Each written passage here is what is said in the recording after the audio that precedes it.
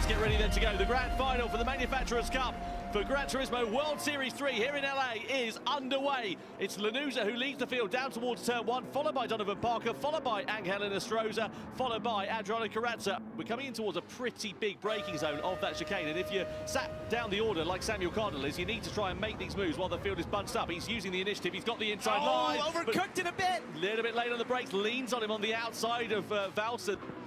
Yeah, let's have a look then. Donovan Parker with the slipstream, with the advantage, and with now the race lead. He comes into the chicane, and now it's Ferrari and Donovan Parker in front. Carrazza is right on the back bumper of Angel Inestrosa, who's in that unfortunate position of trying to attack, but also having to look at his mirrors to try and defend at the same time. Carrazza's got the inside line into turn 1. This is a tight one. Yeah, you can't really make a move stick through there unless you've got a winning dance partner, and Carrazza fairly robustly gets his way up and into third place for Toyota. Here's Simon Rosenberger down in, and this is how he got into Haywood, just outbroke himself. Haywood was an innocent bystander there. There's still half the race left to go in this one, and plenty of time for the complexion of it to change. There he goes. Yeah, this is where we go for that move then. Down the back straight, side by side they go. Toyota versus Mercedes. Carrazza makes the move really nicely. Beautiful. And goes through and into second.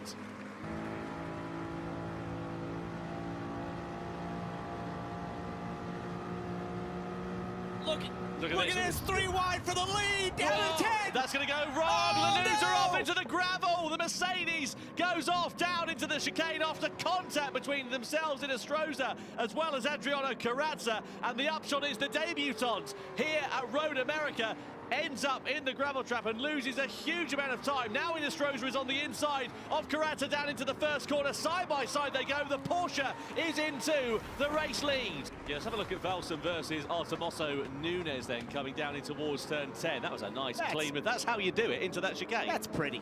I like that one.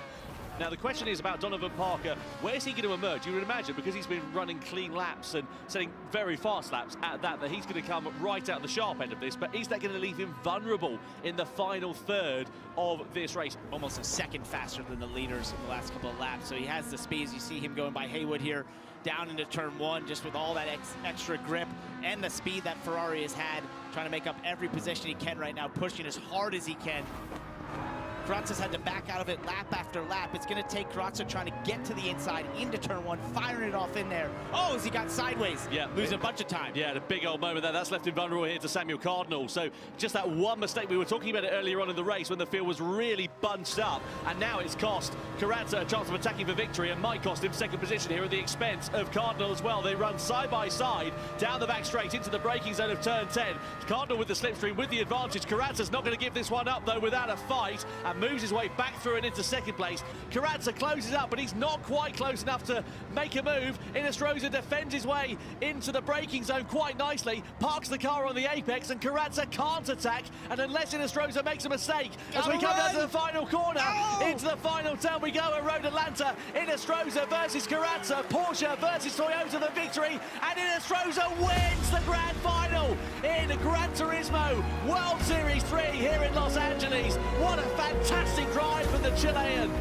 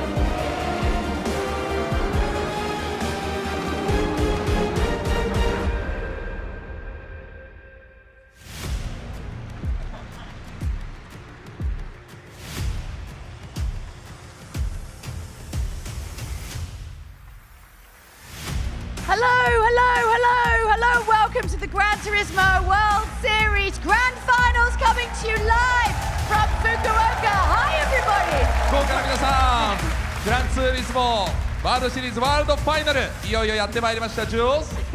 Yeah, my name's Jules Hardy. I'm going to be your host, and I'm joined now once again by Sasha. Give him a big round of applause. Welcome him back. どうもサシャです。そしてジュルさんにも大きな拍手をお送りください。Welcome back, Jules, to Japan. We do love Japan. So, are you guys ready for some of the best sim racing in the world? 世界のベストなシムレースの準備はできてますか？見る準備は。They're ready. Yeah. Are you ready? Most importantly, too. I am, and are you ready, Jules? I am always ready for some of the best sim racing in the world. That's just me. Okay. Do you guys like free stuff? 無料なものは好きですか？無料なものは好きです。なんか無料でもらえるのは好きですか？ No. Yes. Maybe. Yes. No. Why don't they want free stuff, Sasha? I don't know. 無料なものが欲しくないんですか？無料でなんかもらえたらいいなっていう人手挙げて。はい。Yes. Yes, that's it. Okay, that's the answer I wanted. Because let's take a look at this new campaign. Don't forget that you can get involved with the World Series inside Gran Turismo 7 with the bonus campaign. Just click on the Champions campaign banner on the GT7 World map, and that's going to give you the chance to win 1 million credits for each of the Nations Cup and the Manufacturers Cup by predicting who's going to win. Just think of all the stuff you could buy with that. Don't forget that you can enter and vote right up until the start of each Grand Final. Good luck. Watch the World Series broadcast through your GT7 game, and you'll unlock some special in-game rewards through the Viewers campaign. Watching the Manufacturers Cup means you'll be gifted a car with the Series Champion livery. Tune in and claim your rewards. Everyone likes free stuff, myself included, and here's your chance to grab some.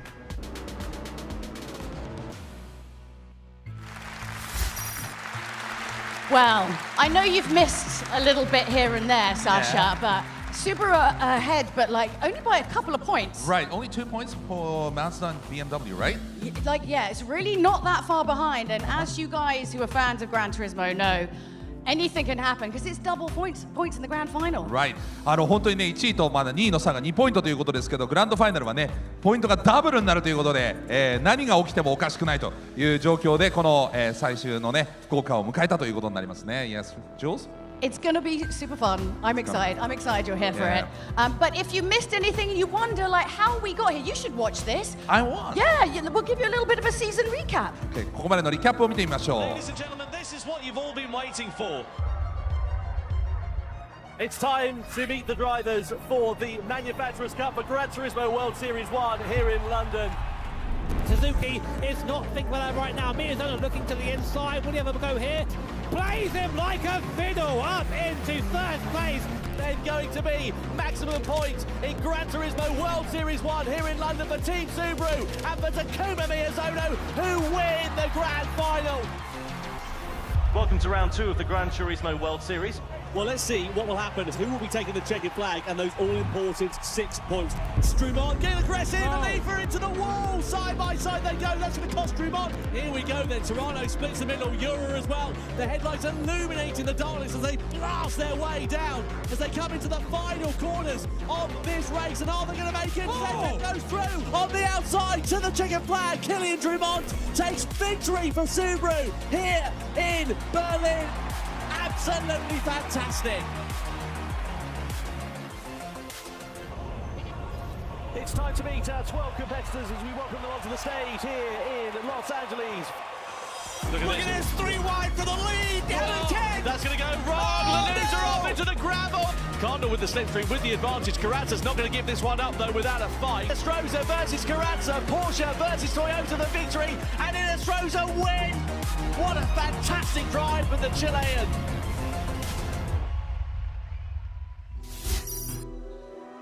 Now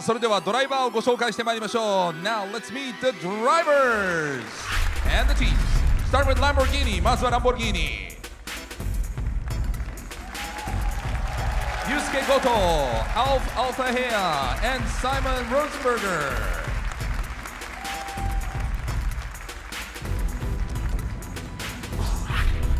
Next, Honda. 続いては Honda. Yosuke Tsujimura, Valerio Gallo, and Trent Jeffrey.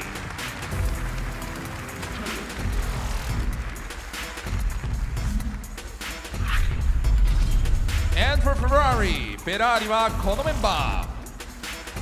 Jun Hashima, Joao Jesus, Donovan Parker.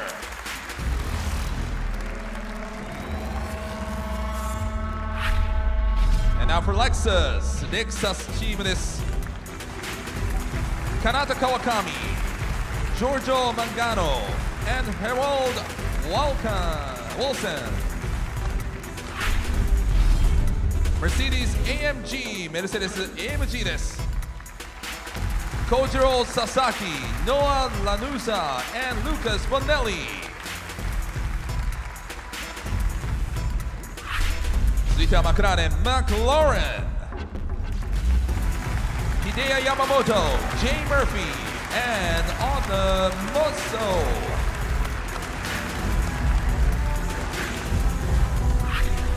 続いてはチーム日産です。Team Nissan, Hiroshi Okamoto, Milokai Sejak, and Celso Filho.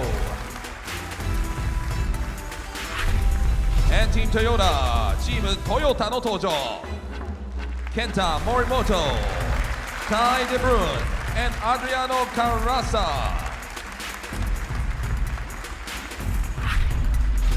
Next up, Porsche チームです。Shota Sato, Jose Inostraza, and Jose Serrano and Angel Inostraza. BMW, Seiya Suzuki, Thomas Labutelli, and Randall Haywood. 続いてはチームマツダです。Mazda, Ryota Kokubun, Paul Ura, and Samuel Cardinal.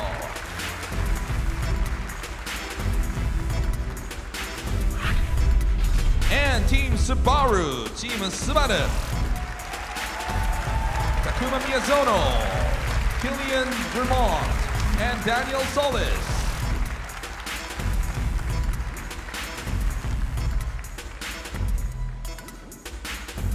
それでは日本国国歌の演奏です。ご起立ください。Please rise for the national anthem of Japan. Yeah, just as an effort.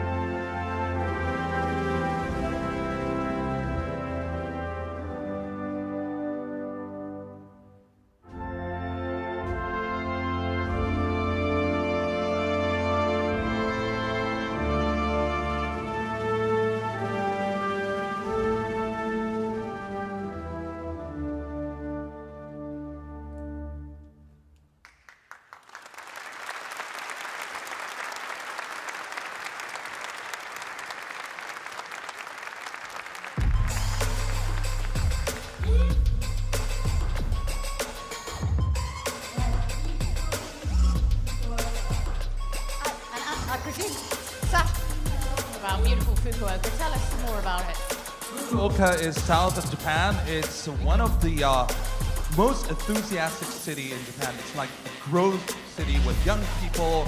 Like everything is so energetic here. It's a wonderful city. I haven't been outside much yet, but I will after the event. Yeah, Where do you recommend to go? Oh, you should go to the Dazaifu Tenmangu. That's their shrine, and it's a beautiful atmosphere. So a little bit of the calm side of Japan to enjoy. Well, I think some of these guys had a little bit of respite before starting this, Yeah. but maybe now it's not so much Fukuoka on their mind; it's winning. Exactly. What do you think? I mean, you've been to our shows before. Yeah. It really is anything to play for. Yeah, the world finals are different, you know, it's different vibe、いよいよワールドファイナルということですけれども、緊張感も高まるわけですけど、皆さんワールドファイナルズ楽しみにしてきたと思うんですけれども、さあみんな揃ってどうですか、気持ちは。今緊張感高まってますか？ Everybody's enjoying. Well, I'm excited to get this. All right, it's just Paula just running through quickly. There we go. It's fine. It's important to get things correct before we start the race. That's we okay. want to do it, you know, in a nice, smoothly way. So. And also, you can tell it's live. It is. 今前通りましてすいません、生放送です。はい。Okay, right. If you don't know the structure of how Gran Turismo World Series works, we've got a little bit of a competition breakdown for you.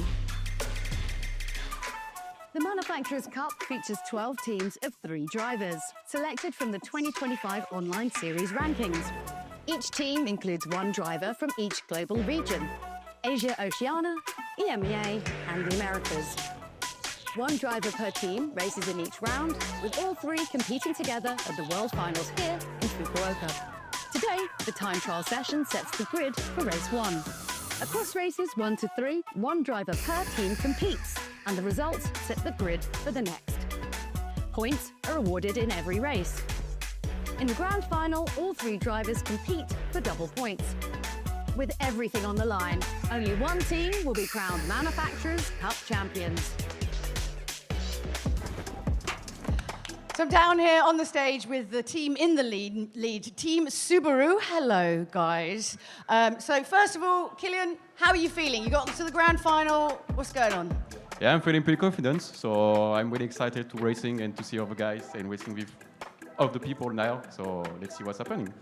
はい、キリアンはね、もう本当に自信持って、戦いたいというふうに言っていますけど、宮園選手はどうですか、この最終いよいよファイナルですけど。はい、しっかり練習してきたんですけど、もうすっごく緊張してて、今すぐトイレに行きたい。He's so nervous he want to go to the toilet. What? Why are you nervous? なんで緊張してるんですか？ You don't know. 今回2人の調子がすごいいいので、優勝はい狙えるかなと思っているので、すごいなんていうか可能性があると分かっているからこそ緊張してます。They both are so good, so we have a chance to win. So that's the reason I'm really nervous, especially nervous.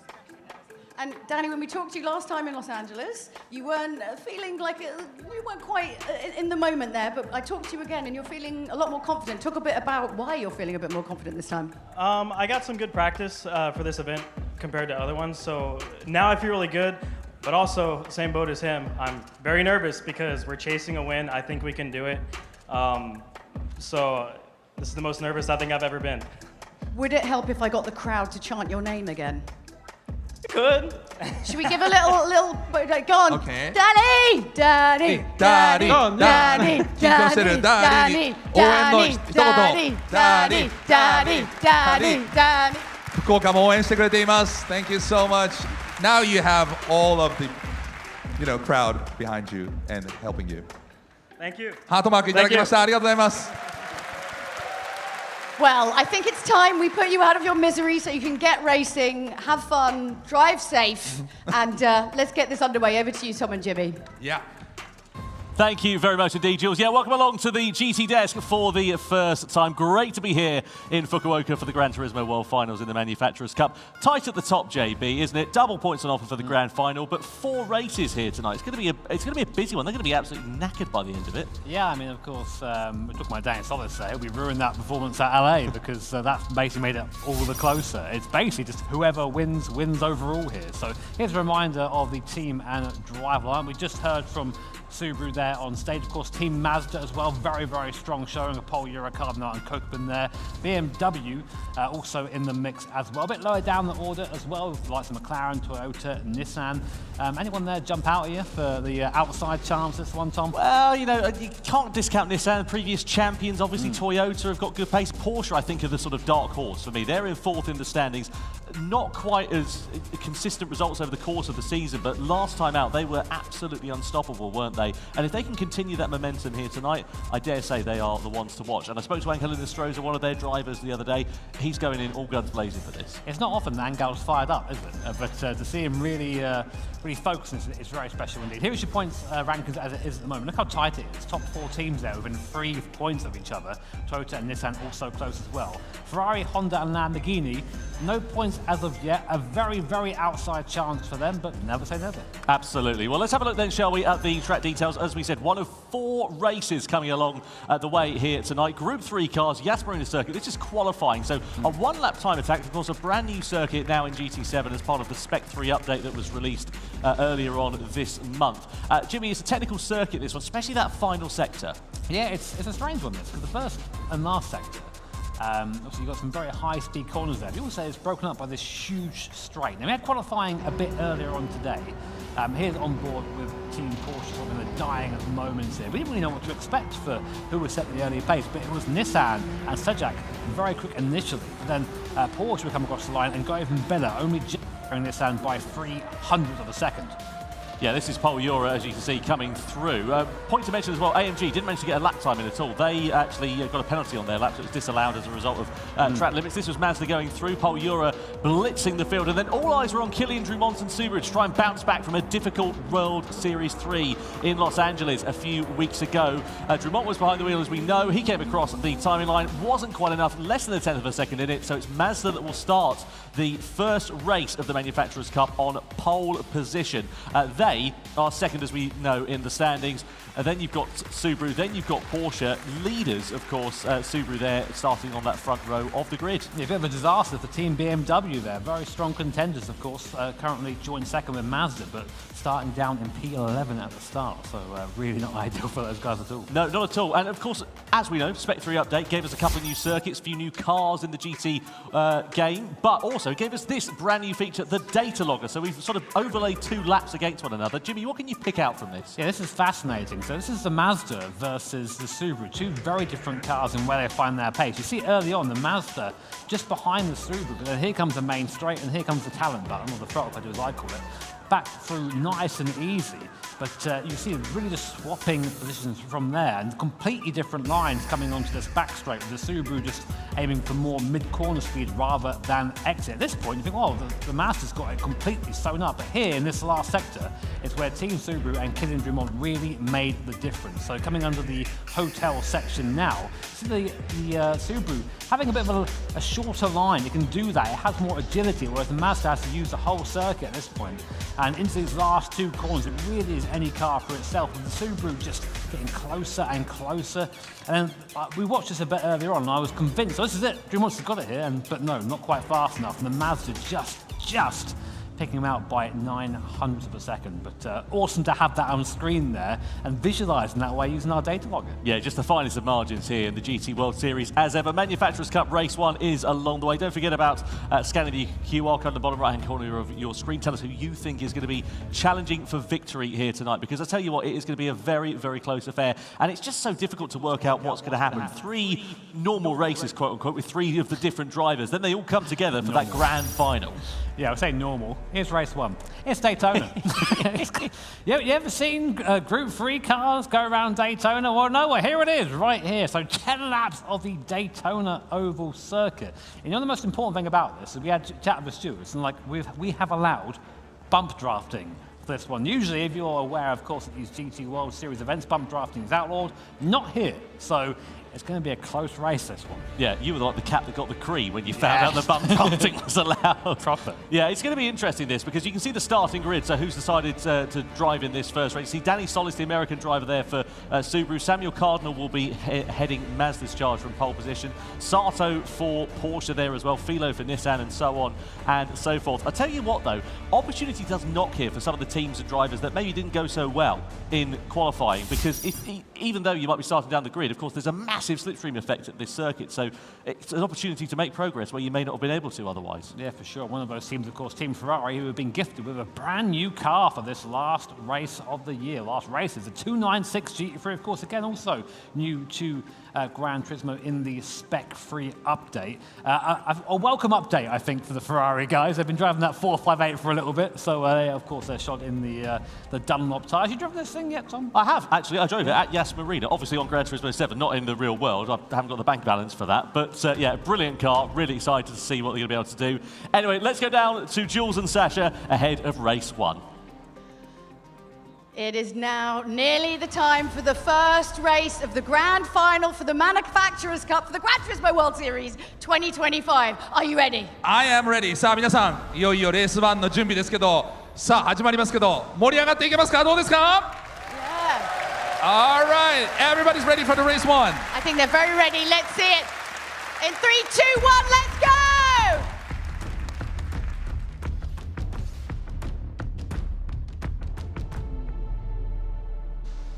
So then, race 1 for the Gran Turismo World Series. Let's see how this one is going to work out then. Drivers are lined up and ready to go. And you can see them here at this Daytona circuit.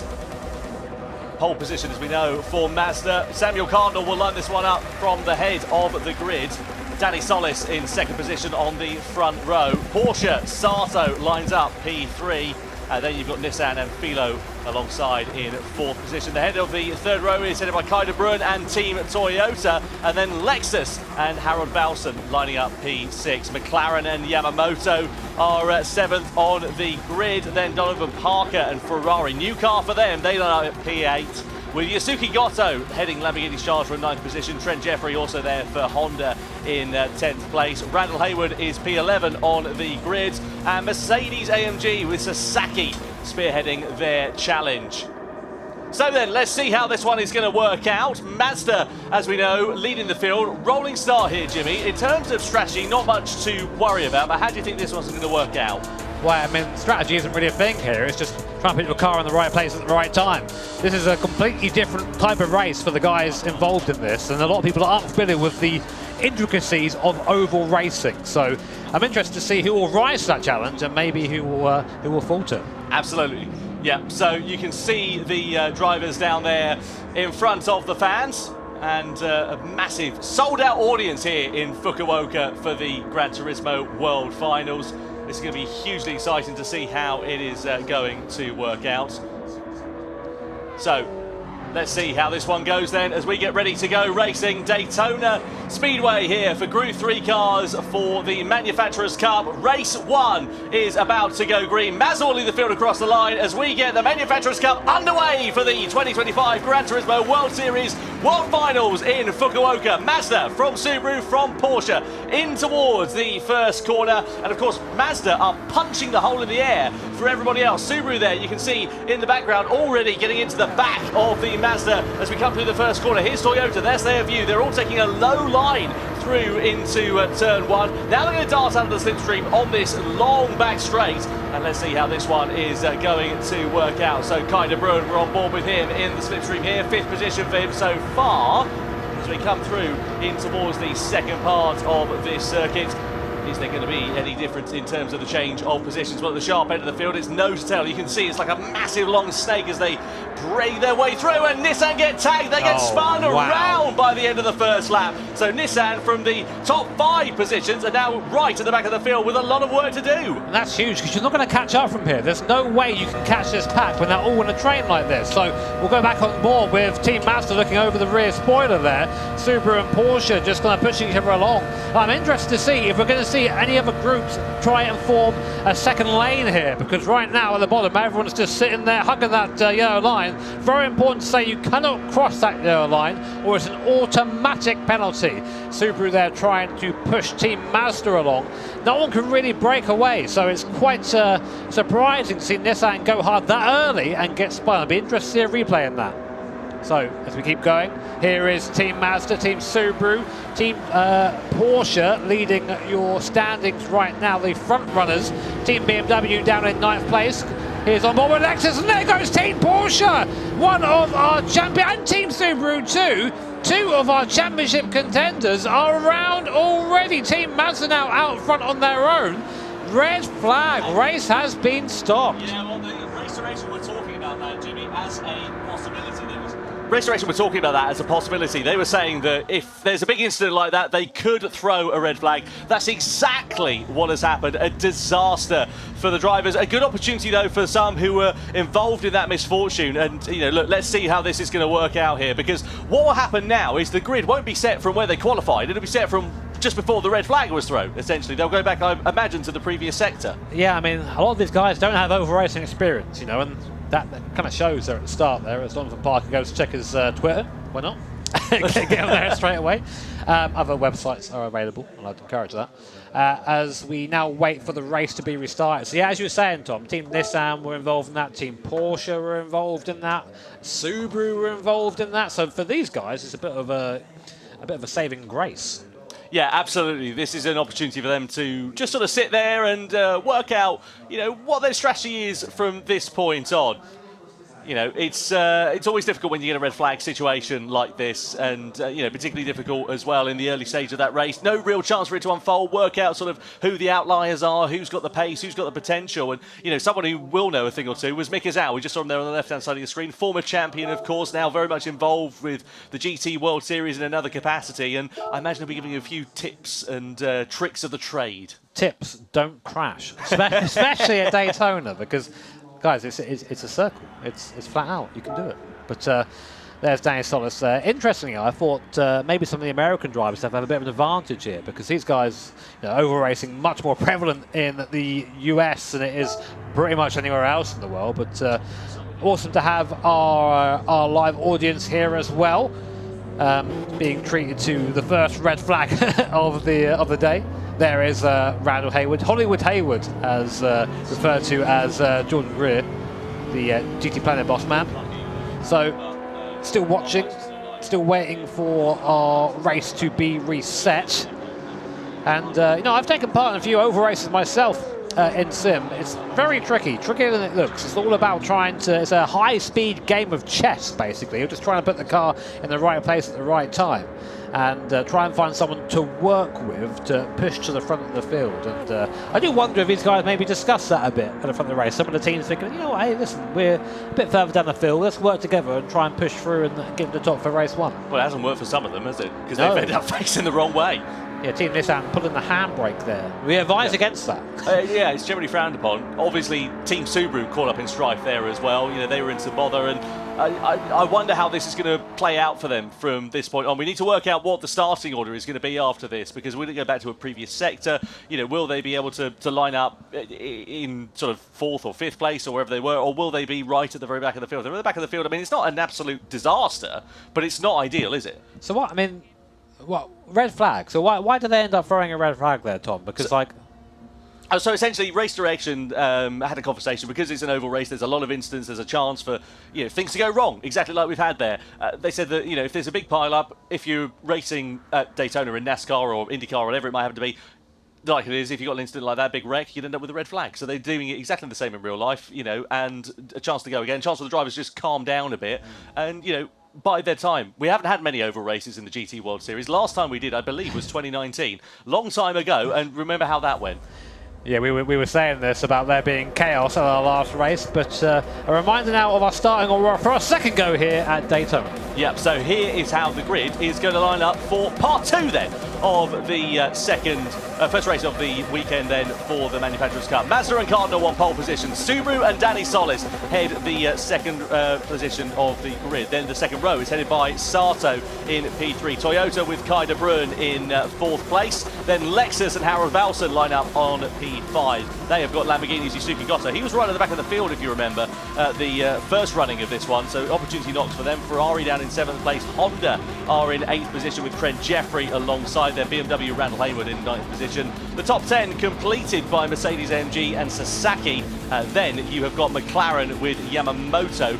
Let's see what progress they can make. Nissan down there, though, in 12th. Philo with a lot of work to do, considering that they were originally starting in 4th place. It has not gone well so far for Nissan. They were involved in that big crash that we saw, which brought out the red flag ultimately. So now down to 6 laps of action then, and let's see how this one is going to work out. Originally it was a 10-lap race distance, now down to 6, so slightly reduced race distance. I'm sure opportunity knocks for some of the teams and some of the drivers, but it is going to be very interesting to see how this one is going to work out.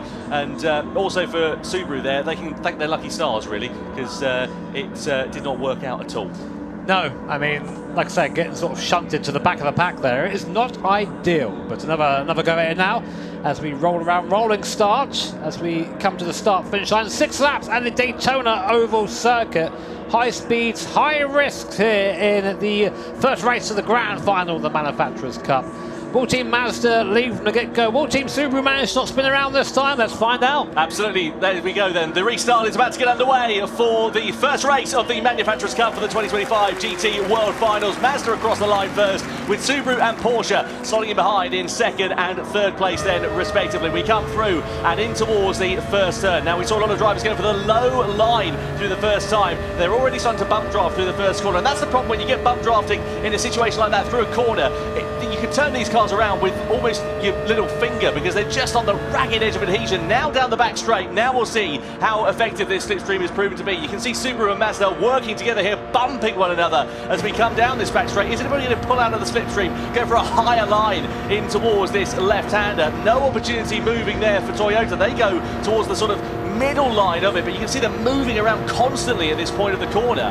Yeah, it's hard than it looks, and this is where the drivers could very easily tense up and just make those little mistakes. But it's very, very important to try and stay in your line and keep things consistent. The moment you sort of duck out, you have to hope someone goes with you, otherwise you're left there. And there goes Team Ferrari using the side draft. And do they have help there on the outside? We can't see it at the moment. They do have hope. Team BMW, they're going to the high side, trying to push and maybe form that second lane.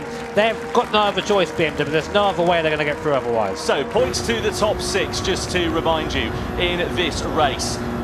And in terms of the points as well, you get 6 points for the victory, all the way down to 1 point for sixth position. Now, Ferrari, they're going for that higher line on the outside. They've got Lamborghini on the low side then here as we come down this back straight over the timing line. And let's see how it's going to work out then. So we begin lap 3. Mazda it is that leads. Subaru are in second place. Then you've got Porsche in third position, followed by Toyota, followed by Lexus.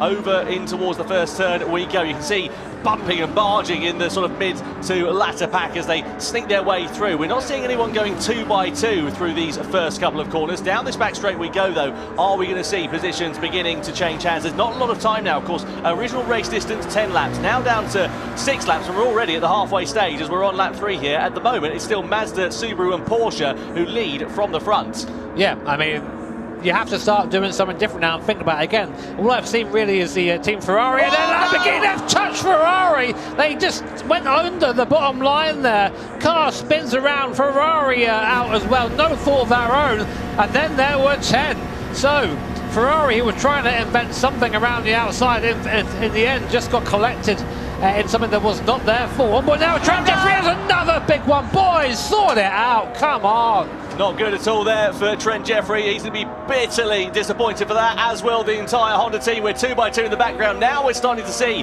the action taking place. But is it enough for Mazda and Subaru? Have they broken away into a lead? Not really, because it closes up at the end of the back straight. So we come through in towards the final turn on this Daytona Oval. Now we're going to start to see Subaru beginning to pull some punches. The problem with that Subaru is it's very quick in technical corners, on technical circuits. In a straight line, not necessarily so. So they have to sit in the slipstream here at this point and hope for a bump drop there for Porsche. Across the line we go. Penultimate lap now begins. It's still Mazda that leads, Subaru in second, Porsche in third, points down to 6th. Once again, just to remind you, at the moment it's Nissan who'll be the final point scorers. Is anyone going to take a risk here? I mean, we've seen what's happened to Ferrari, Lamborghini and Honda. You take a risk, you get shunted. So, I mean, there's nothing you can do. They're all one a turn right now.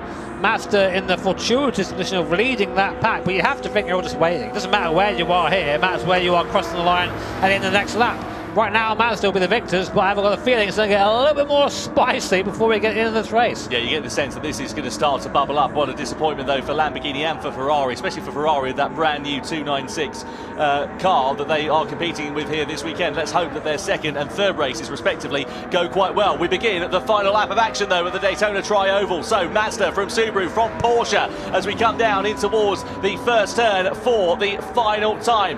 Don't think anybody's going to think about a higher line through there, but they're certainly bumping one another going through and all sticking to quite a low line. But look at Porsche, they're coming to pressure from Toyota, and I wonder if the door is starting to open for Toyota there and whether they're going to try and pick their pocket for that final podium place to pick up more points. Down the back straight we go for one final time. Someone's got to try something here. BMW been giving a penalty for colliding. It's bump drafting, is it not? I mean, well, Whatever, we'll see if we get a replay of that later on, but it doesn't matter now. Final lap. Unless it was the incident with Honda that we saw a couple of laps ago, maybe through the final corner we go though. So Mazda it is that lead from Subaru, from Porsche. We'd run to the line in race 1 of the Manufacturers' Cup World Finals here, and it's going to be first blood to Mazda. Porsche in 3rd place, just behind Team Subaru. Toyota are in 4th, Lexus are 5th, and the final points position is occupied by Nissan ahead of McLaren and BMW, who managed to nick the final points place despite that 1-second penalty on the final lap of racing then here.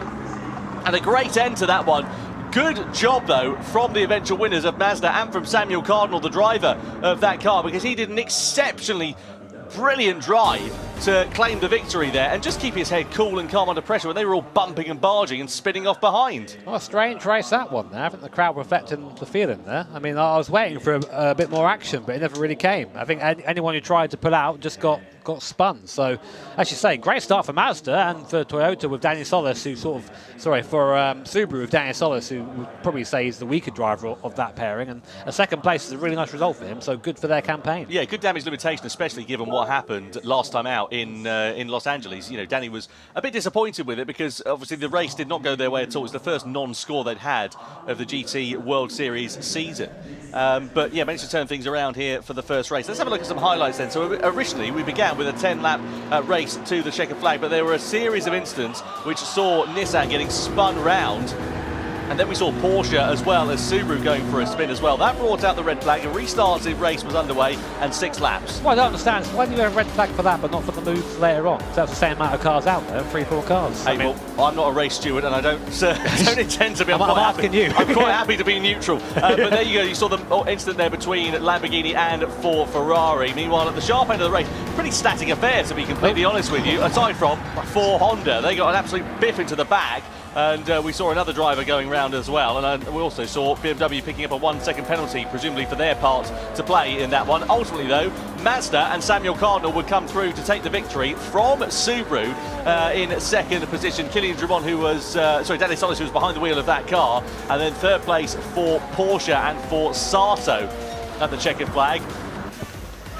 Great job for Cardinal, great job for Mazda. 6 points on the board then here, and let's see how it's going to affect the final point standings after that first race. So you can see then here that race 1 was won by Samuel Cardinal then, and Mazda, Danny Solis in 2nd position, Sato in 3rd place. And a brilliant job for all concerned. Yeah, really nice points for Mazda, Subaru and Porsche. Of course, one of the big contenders, BMW, scoring relatively few points in comparison. That will drop them down the field somewhat, but hopefully they can recover. Yeah, points all the way down to 10th place, I do beg your pardon. That's my error on that part. But yeah, points all the way down for there. So let's catch up then with Samuel Cardinal, who is the winner of that one. Well, hi. Samuel, how you doing? Indeed doing all right. Yeah, that was quite intense. How was that for you? I mean, it wasn't normal. It was also an easy race, but thanks to Paul for the pole. It was simple to drive, so I don't really know what to say really about that one. Definitely fun one. ストレートな、ね、レースで、今までとは違うんですけれども、とにかくポールのおかげで、ずっといられたということなんですけれども、後ろから1回ね、外側に出てくるのもありましたけれども、その辺で後ろから、ね、相手が来るっていうのを恐れたりしなかったんでしょうか。So there were one attempt from the outside, from behind, you know. Weren't you worried?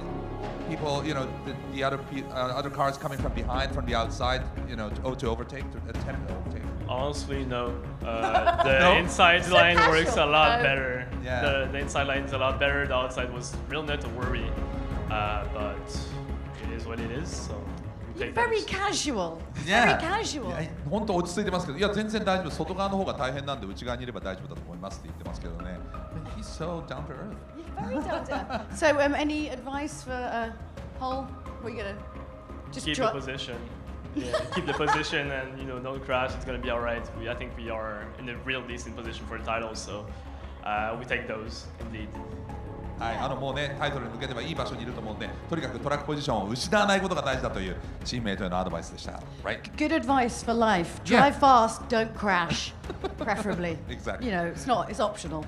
人生経験と一緒ですね、人生の教え、早く走って、そして、こうクラッシュしないことということですけどもね、いいアドバイスでした。Alright, that's a winner of race 1. Thank you and congratulations. Yeah, big congrats. Let's give him a round of applause. おめでとうございます。大きな拍手をお送りください。All right, let's throw it back up to Tom and Jimmy. Sasha there as well. So let's have a look at the World Series points rankings then. So points down to 10th place in that race, and of course more points on offer here as well. So you can see there Mazda taking the spoils. They now lead the standings from Subaru in second position. Well, they're tied on points there at the top as well, as you can see. Porsche now up into third place at the expense of Toyota as well. So it's getting pretty frantic there in the certainly the first half of the table. Yeah, look how brutal that was for BMW too. They were tied with points to Subaru start of this, and now they're down in 5th, 9 points behind. But still 2 or 3 more races, I should say, including the grand final, yet to go. So still all to play for, but definitely a blow for the German brand. Yeah, and of course that grand final is double points, as we know, so plenty on offer for the drivers and for the teams. But at the moment, it's advantage to Team Mazda. Subaru, as we say, still very much there in second position, and Porsche slowly starting to creep up with that third place finish, now getting themselves ahead of Toyota for that top 3 position. Keep an eye out for BMW, for Nissan as well. I have to say, quite impressed with Nissan's recovery in that race. Let's not forget, they were right at the very back of the field. They managed to part the seas, as it were, for Philo, and got himself up into 6th place at the end of that one. You can see Samuel Cardinal celebrating at the end of that. He knows that his hard work at this first phase of the event is done, but there's still plenty of time for things to change. Race 2 is coming up. We are, of course, in Fukuoka, at the home of one of Polyphony Digital's 4 studios, and we had a chance to have a look around the studio yesterday. JB, what a wonderful place. That's a little treat. I tried to see if I can get hold of any goodies there, but the security's really good. I was tackled at the door, but no, amazing place to get an insight into what goes on behind the scenes here, of course, at GT. But yeah, I think our competitors enjoyed it too. Absolutely, yeah. And at race 2 as well, we know that's going to be a pretty interesting, pretty exciting affair, and of course a different set of circumstances as well. I have to say that first race that we had, I was expecting a bit more at the sharp end of this one, but now we move over to the Autopolis International Racing Course, of course in Group 3 cars, but as you can see, intermediate and heavy wet tyres, 5 laps as well, so not a particularly long race this one. The grid order is reflected by the race results, that's how it's defined. But, you know, wet conditions on a very technical and tight circuit with a different set of drivers as well. I don't know what's going to happen here. Yeah, for sure. I mean, we see here some drivers a bit best foot forward, a lot of cases here. Polura, Miyazono, Serrano involved here as well for the top 3 drivers. But of course, having the mixed conditions means that different cars are going to do better in different circumstances. We tend to say that the mid-engine cars, they can be a bit more sketchy with that, with the weight towards the rear of the car. But front engine cars like this Mazda RX Vision, for example, 10 years old this is. Yeah, I know. When did that happen? I know, because the thing is, it looks like it was, you know, developed 10 minutes ago. It's so modern looking, and it's such a unique sounding car. 439 horsepower, front engine, rear wheel drive. And as you say, maybe a bit more stable in conditions such as this. So that might prove to be a beneficiary for Mazda. And given the fact that they're now joint points leaders with Subaru, who's also got a front-engine rear-wheel drive car, let's see whether they can, you know, bring that fight to the sharp end. Yeah, and you've got Paul Euro behind the wheel, you know, someone who's incredibly experienced. And look at this. The amount of talent in this image is far beyond what my small brain can comprehend. You've got Jose Serrano, leader currently of the Nations Cup, Paul Euro, second in the Nations Cup, and a 4 billion time champion to give him a zone in the middle there. Yeah, it's some proper royalty we've got in the GT World Series. And in terms of Paul Euro, of course, we know that he got himself onto pole position for Mazda last time out as well in qualifying. Anyway, let's go down to Jules and Sasha ahead of race 2. さあレース間もなくということになりますが Everybody's ready for race 2 皆さんレース2はこの後も楽しんでいきましょ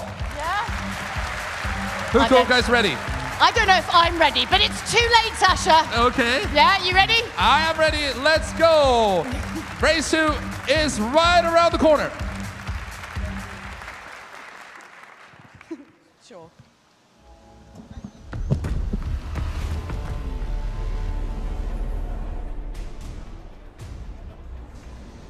So then, over to the second race of the Manufacturers' Cup, Autopolis in the wet. And Mazda took first blood a few moments ago in the first race of the weekend. Can they convert that into a second win and extend the lead in the points championship? Well, it's Paul Euro who will drive for them in this second race. Takuma Miyazono will be with Subaru.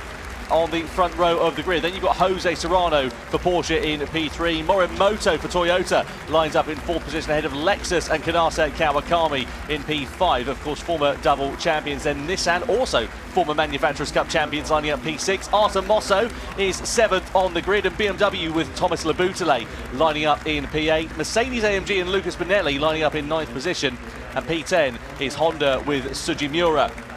11th place Lamborghini and Alifa in that final row of the grid, with João Jesus for Ferrari. A lot of work for both Lamborghini and Ferrari to do, and not a lot of time to do it in here, Jimmy, because it's only a 5-lapper. Yeah, I mean, this is going to be tricky for the guys here, because they're going to have to try and experiment with grip levels with something they've not had the chance to do so yet. I mean, Autopolis is a tricky circuit at the best of times. Add into the fact now that you're in wet conditions, a spray from the car in front of you lower down the field. I mean, Paul Ura's in pole position in 2 ways, really. One, he's literally there, and 2, he hasn't got that spray to deal with, so he gets a much easier job going down to T1 for the first time. But interesting to see which cars and which teams really make the most of these conditions. Well, just a reminder, points, of course, awarded down to 10th place in this race. 12 points on offer for the victor, 10 points for second, 8 points down to third, and then, of course, as we know, points all the way down to P10, and double points for the grand final. In terms of double points, a little bit more than that, actually, because it's 24 points in total for the victory, but more on that a little bit later. Let's get ready, though, to go for race 2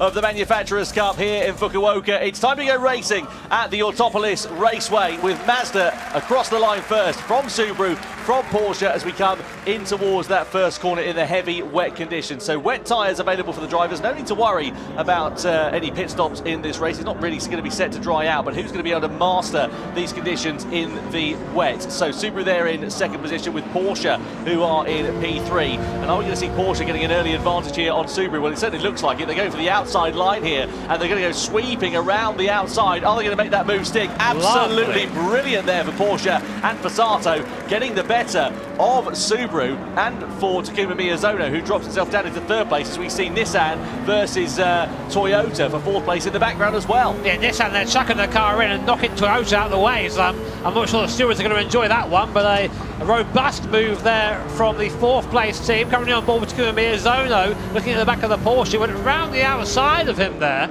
It just goes to show that different lines work in these wet conditions. Driving on the rubbered up dry line is a good way to slide wide, so you've got to try and avoid that, as Team Toyota making their way back by Nissan. McLaren in the background too, trying to wind their way through, as the Nissan scrambles for traction and corner exit here. Treacherous conditions for these drivers, and that spray as well really makes things difficult. Yeah, it certainly does, coming down to the bottom of the circuit. Look at the advantage that Mazda have already built up, about half a second or so. Doesn't sound like a particularly huge amount, but it is quite significant, especially at this early stage of the race. Looking here at Morimoto then in the Toyota, Nissan very close behind Hiroshi Okamoto, the 2 Japanese drivers in the 2 Japanese manufactured cars in 4th and 5th place there, respectively. Can they make an impact here on this race? Through the left-hander and then through this long, lazy right-hander, which completes the lap. And you can see the difference in lines there. Nissan trying to go for the inside line. Is that going to work on Toyota? Well, they've got track position. It's just going to sort of converge as they come through the left-hander. They're going to be shuffled to the curb on the outside, and Toyota might be able to pick the advantage back between them. They bang against one another as we come down the start-finish straight, but Toyota then into 4th. Nissan still sit there in P5. Yeah, all this squabbling just lets the top 3 get away though. Nissan, big launch, they've turned Toyota off into the corner pocket. Goes Team Toyota into the gravel trap and down to last place. What a shame, because these guys were looking good in the standings. That's going to be huge for them there. You can see the teammates not happy with that whatsoever. Can't really blame them there. For sure, a penalty for Team Nissan. No doubt about it. Stewards are going to be looking into that one, but Morimoto will be bitterly disappointed with that, as will the whole Team Toyota outfit. And, well, Nissan, as you say, I imagine that Okamoto is going to be facing some kind of sanction for that incident. Meanwhile, Mazda it is that lead the way. Let's have another look at it. So you can see here, Toyota in 4th place, Nissan going for that lunge on the inside. The gap is there, but unfortunately, it sort of 2 doesn't go into 1, and, well, you see what happens. Toyota straight to the scene of the accident. Yeah, the gap was there until it wasn't. I think that was that Karatsa driver in the car there, so he ain't going to be happy with that one. But back in the front of the field, Paul Ura doing a good job fending off the attacks of the Team Porsche there. Who's at the wheel of that one, Tom? Is it Serrano's at the wheel of that right now? We know how fast. Oh, Serrano is. Sorry, it's yeah, Serrano is at the wheel of that one. Yeah, beg your pardon. Yeah, there he is. No, it definitely is Serrano. But yeah, we know how quick he is. very strong team for Team Porsche. You know, Angel coming in and saying we've got a chance here. They really do.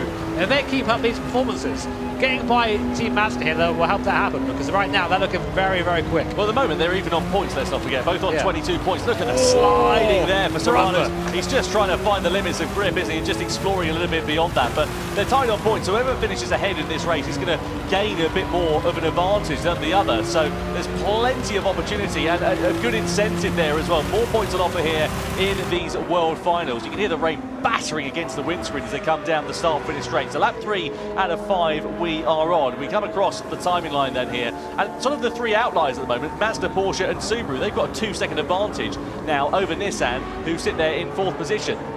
So we're just, yeah, I mean, that's down in part to the contact earlier on, but the Porsche are looking very aggressive, looking to make a move maybe on Team Mazda. They like the outside move here, does Serrano. Will he get it on Pol Ura? He does, round the outside goes Jose Serrano for Team Porsche, passing his teammate, his Spanish teammate there, Pol Ura in the Mazda. Man, these guys really are going at it, aren't they? And in the back there, Takuma Miyazono trying to follow his way through. These top 3 cars giving us a hell of a show. This circuit really does suit the Subaru there in 3rd place as well. So let's keep an eye out and see what Miyazono is going to be able to do as they make their way through. And now the circuit begins to open up a little bit in this sort of mid-section of it. We flick through this right-hander, and this is a bit of an Achilles heel for Subaru. It's a very good car in technical parts of the track. On the longer straight, not so good because it didn't have the same straight line speed. This is Lexus versus Lamborghini down to the first corner. Oh, Mercedes and BMW, and Lamborghini just come careering into the side of them. So Lamborghini really suffering some misfortune in this race, and Gotto, the aggressor in that one, unfortunately, I think there's going to be more penalties coming their way. There's a lot of this going on. It's really hard to pick your braking zone down there, and unfortunately, if you're on the outside ahead of them, you kind of act as the brake, and of course that'll be looked into by our stewards as well. On board now with Miyazono in the Subaru, really working the wheel of this Subaru BRZ. Almost run into the back of the Mazda. Lamborghini, unsurprisingly, they're slapping for 2-second penalty. So yeah, that's what you get for shunting a car off. Lamborghini, that'll hurt them.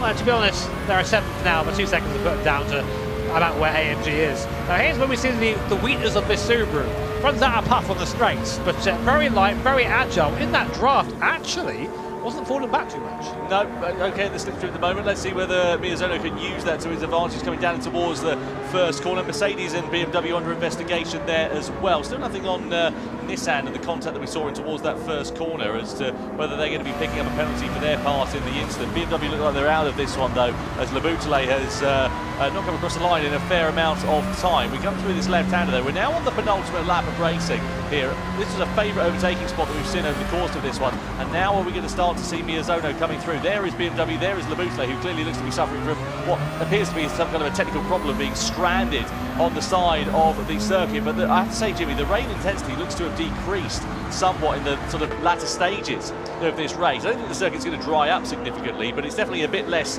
heavier in terms of the rainfall than it was a couple of laps ago. Yeah, as you say, Tom, I think it's not really going to dry so much towards the end of the race. There is really a straight fight between these guys.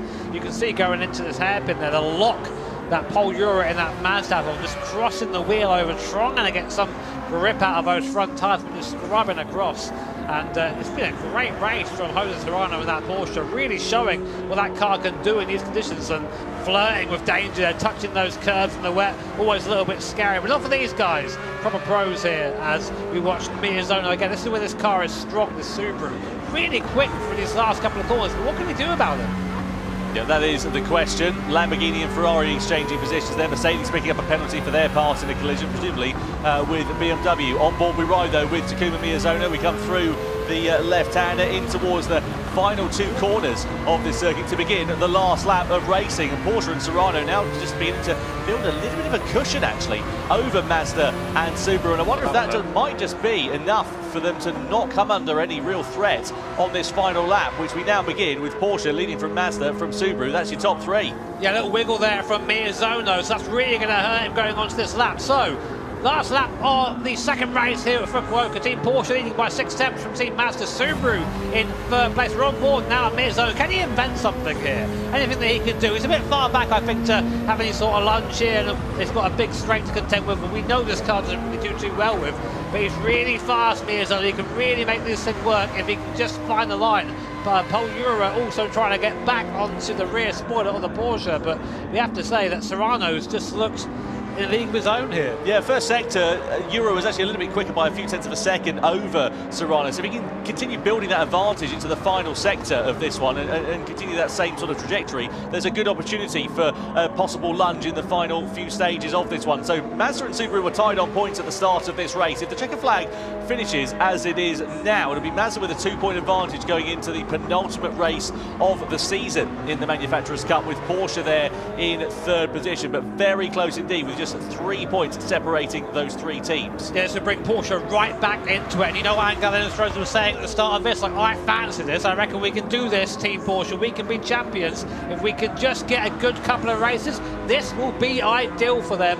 Only a few more corners separate Porsche and Jose Serrano from a win here in race 2. Euro again a tenth of a second faster, gap down to just under half a second now, so it just takes that one mistake from Jose Serrano at the sharp end of this one. One slip of the tyres, one slide into the corners under braking, and that could present the opportunity that Polyura and Mazda are looking for a dive. We come through into that final turn though, and unless we see a mistake from Jose Serrano, it is going to be Porsche that will come through to take the checkered flag. Out of the final corner we go, and across the line, Porsche win race 2 from Mazda and from Subaru. Serrano takes victory from his compatriot Polyura. Miyazono on the podium there in third position, which means that we've now got 3 manufacturers separated by just 3 points at the sharp end of this one, with 2 races to go at the checkered flag. Ferrari versus Lamborghini to the line there as well, was very close for 7th place. João Jesus just getting the better of Lamborghini's Alfa Lea.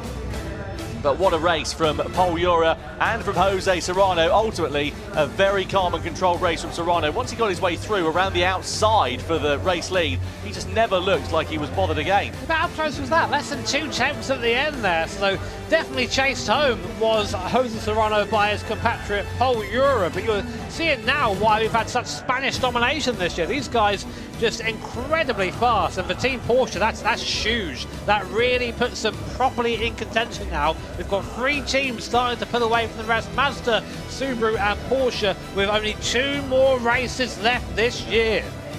Yep, so 32 points now for Mazda, 30 points for Subaru and 29 points for Porsche. They're your sort of outliers, really. Of course, another opportunity for 12 points on offer in this third race. And then we go up to double points for that for the grand final as well. So let's see how that one is going to work out. Well, time for reflection after that second race. Wet conditions at the Autopolis Raceway, and Mazda initially led this one from Subaru, from Porsche, but Serrano was not taking things lying down, even on the opening lap on cold tyres. He was around the outside of Subaru for second place. Given Miyazono didn't really know which way he was going and which way he came from. We saw some drama though between Toyota and between Nissan. They had a bit of hip and shoulder going through the final sector, and that ultimately set them on a trajectory for contact. Going down towards the first corner, Toyota versus Nissan. Nissan diving to the inside line. Ultimately, it sent Toyota into the gravel. I didn't even see an investigation for this, so I have to assume maybe there wasn't contact, maybe the Toyota just got on the brakes, but there definitely was contact here.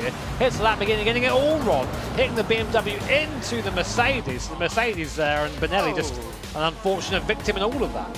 Yeah, disappointing there for them. Not disappointing though for Jose Serrano. Look at this, an absolute worldie of a move on the Mazda of Polyura. Just sent it around the outside like they were standing still, really. Got his way through and into the race lead. Nothing that Polyura was able to do at this point. He did try and close up and did in fact make a dent into that race lead in the closing stages of it, but ultimately was not enough to depose Serrano of victory for the Porsche team here tonight in the Manufacturers' Cup. Vamos! Vamos! There you go. Great job from Jose Serrano, good job from Polyura. 3 teams now separated by 3 points at the top end of the order. Let's just remind you of the results. So Porsche taking victory with Serrano ahead of Polyura's Mazda. Miyazono in third place, ahead of a quiet race actually at the end for Okimoto. Not at the start of it, but at the end of it, not really much to mention for them in fourth position. Just ahead of Artemosso's McLaren and Kanata Kawakami in sixth place. Points, of course, all the way down to 10th place. One DNF in that one was Thomas Labouchelet, who failed to take the checkered flag. And that pretty much puts BMW out of it. You know, they were such a strong contender coming into this this round here at Fukuoka, but with that DNF, no points scored and a poor race won, that's probably them out of it. Absolutely. Well, let's then go down and catch up with the winner from that one, Jose Serrano for the Porsche team. They take victory in the second race of the evening. Yes, we are joined by race 2 winner Jose Serrano. Hi, how are you doing? You seem really casual about that. Everyone's very casual today, or maybe it's just all inside. I don't know. Well, Well, みんな落ち着いてるね。まあねっていう感じですけど。Well, so yeah, I so happy with the win again, and yeah, so happy with you here in the interview. Oh, I'm not part of the prize, but thanks.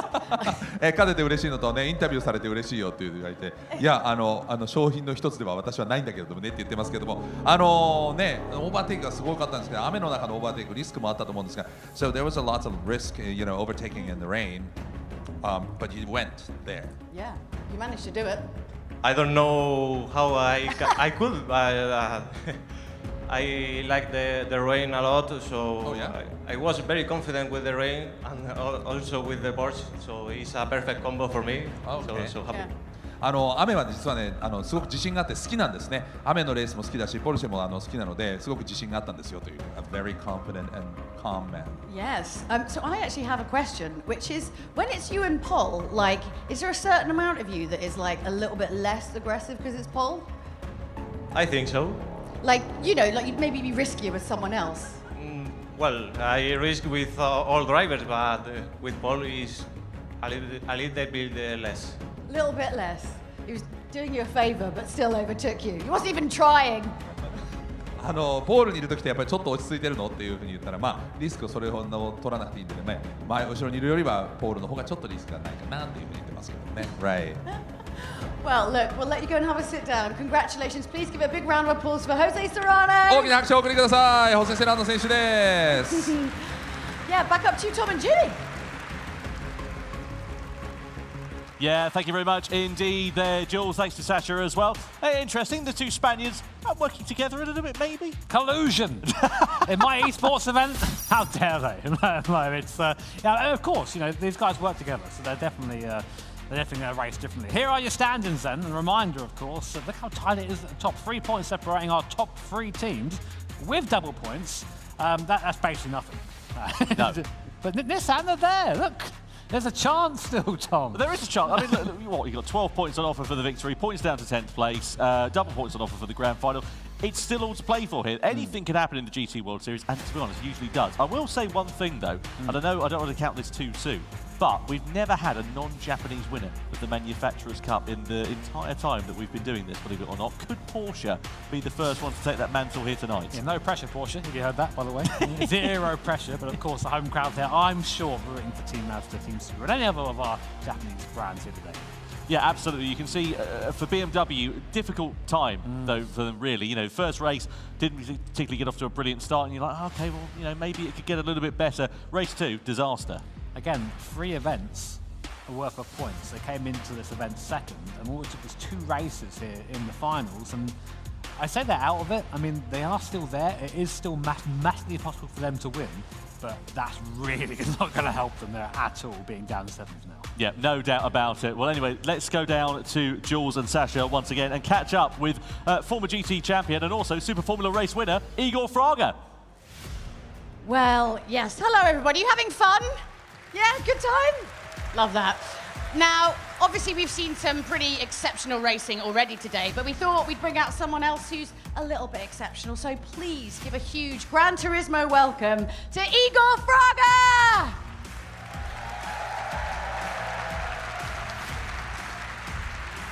Hi. Hey. How are you? I'm really good. I'm so happy to be in the Gran Turismo World Finals here.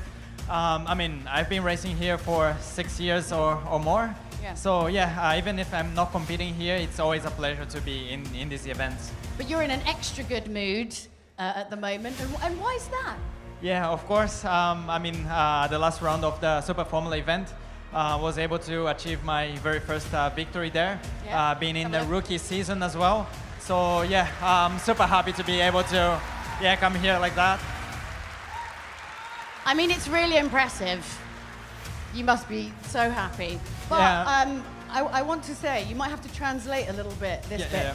yeah. But do you remember maybe February of March this year? I made a bet with you. Yeah, with Ayrton Senna jumper, right? Yeah. You can explain. Yeah, so まあジュリアさんと駆けしたんですけど、僕が優勝したらアイルトン・セナのジャンパーを僕がもらえるっていう、はい。それで It's my favorite jumper. And I bet him if he got a podium in Super Formula that I would give it to him. 本当は表彰台でもらえるっていうところだったんですけど、茂木の第3戦でもう達成しちゃってなんかつまんないなみたいなことを言ってましたね。But like a month later, he gets a podium, and I'm like, what? My favorite jumper. Yes, but yeah, I'm super happy. I think that the season also went really well. I think. No, you can stop talking about Super Formula because you know what? We've got the jumper. That's way more important. Oh, thank you. You have to show them the greatest jumper in the world. Just take it off. Here we go. This is my favorite jumper. I'm very sad. Here we go. I'll take it. It is the best jumper in the world. Turn it around. Turn it around.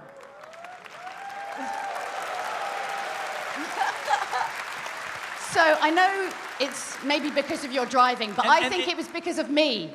You won. And even went to the McLaren, right? With the proper car. This has been aura farmed by being laid over Ayrton Senna's Formula One car for you. So this is このfull ジャン of パー manner. もジュリアさんがマクラーレンの仕事に行った時にマクラーレンの本部になんか連れて行ったみたいで、アイルトン・セナの車の付近にもなんか置かれたそうで、はい、そういうなんかパワーがあるものらしいです。はい。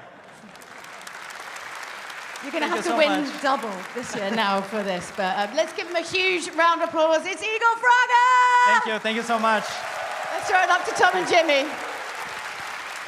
Yeah, thank you very much, Jules. Thanks to Igor Fraga. What a lovely, wholesome moment that is. I'm going to do the same by, I don't know, put my GT shirt over a Dacia Sandero for you or something like that. See if that's aura farming in the same way. This is a punishment. Also, I hadn't seen his move round T1. That was filthy. I was like, go on, Igor. I love a bit of that. Amazing. It was brutal, wasn't it? Yeah, I mean, well, I'm really excited to see what's going to happen, though, for the third race of the Manufacturers' Cup. Just getting back to, action that's happening here tonight. So Sardinia Road Track A, Group 3 cars, of course, racing medium tyres, 7 laps for this one, and, of course, a new set of drivers for this. Now, as you can see here, Jimmy, a pretty fast track at some points, but a lot of heavy braking zones as well. Yeah, it's been a while since we've been to Sardinia.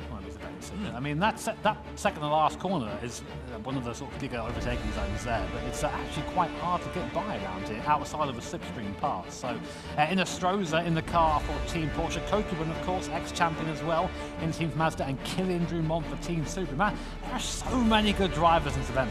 My hot pick for this one, Mikołaj Sejak in the Nissan. Yeah. He has been really quick when we've seen him in the GT World Series up until now. And he just seems to have something about him. If he's going to be the disruptor in that one, I would not be surprised. Yeah, he seems to be on the up, doesn't he? Like, I mean, every time we see him, he's just a little bit quicker, and he really has the handling of that GTR. So definitely one to watch. And again, Nissan currently 4th in the standings. One to watch for sure. Absolutely. There may be a few points behind. Anything can happen, and it can change very quickly. Here's a look at the Toyota GR Supra Racing concept. You can see a car that would be competing in the real world if it actually existed, but it doesn't exist in the real world. It does here, though, in the world of Gran Turismo. What a car this is. We absolutely love it. The drivers love it, and it has been a very quick car, and of course a former champion car in the Manufacturers' Cup. Yeah, twice. So it's very, very quick in 2019, 2021. You can see by the stickers on the side of the car there as well. Shame we didn't make this thing in real life, to be honest. I would love to have seen that lapping around the Nürburgring, but probably better if we move it in. Here are three of, I guess, our star drivers here. Our top three teams, aren't they? Yeah, I mean, Angel's been around for a very long time. Of course, very quick driver, winner in LA for Team Porsche. Kokubun, the first event, I think it was in Tokyo in 2018. He won that a long time ago now, getting old. And Kylian Drumont, very, very fast Frenchman. Yeah, no doubt about it. And Inestrosa, he actually won in Tokyo in 2019 for Porsche, if you remember that one as well. Porsche. Long time ago, that there as well. So, yeah, very excited to see what's going to happen here as we get ready to go racing. The third race of the evening is about to get underway for the Manufacturers' Cup. Yes, before we get into the race, we've spotted the cutest thing ever. Exactly. とっても可愛い人たち見つけました。こんにちは。楽しんでますか？楽しんでますか？楽しんでますか？はい。楽しんでますか？ Are you ready? Yay!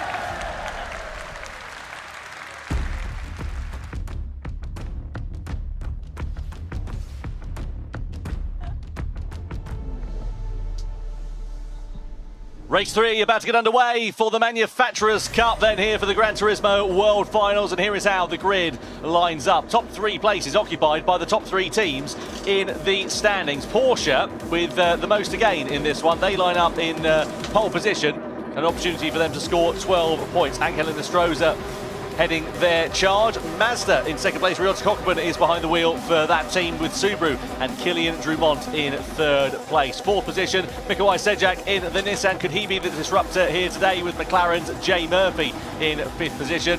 Lexus and Giorgio Mangano lining up P6 on the grid, and then Ferrari's Jun Hashima is in seventh place. Alongside them is Lamborghini, and for Simon Rosenberger, then you've got Honda's Valerio Gallo.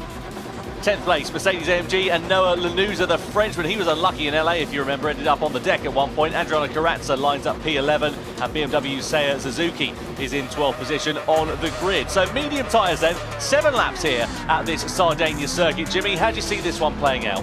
Yeah, I mean, I foresee some sort of move down at T1. It's a long drive down to there. We do have a rolling start, which does tend to spread the field out a little bit, but I think it's long enough that you can slipstream action is going to start coming into play, and someone like Kokubun maybe might have a fancier move from T1. I mean, like, to be honest, between the top 3, they kind of need to keep it clean.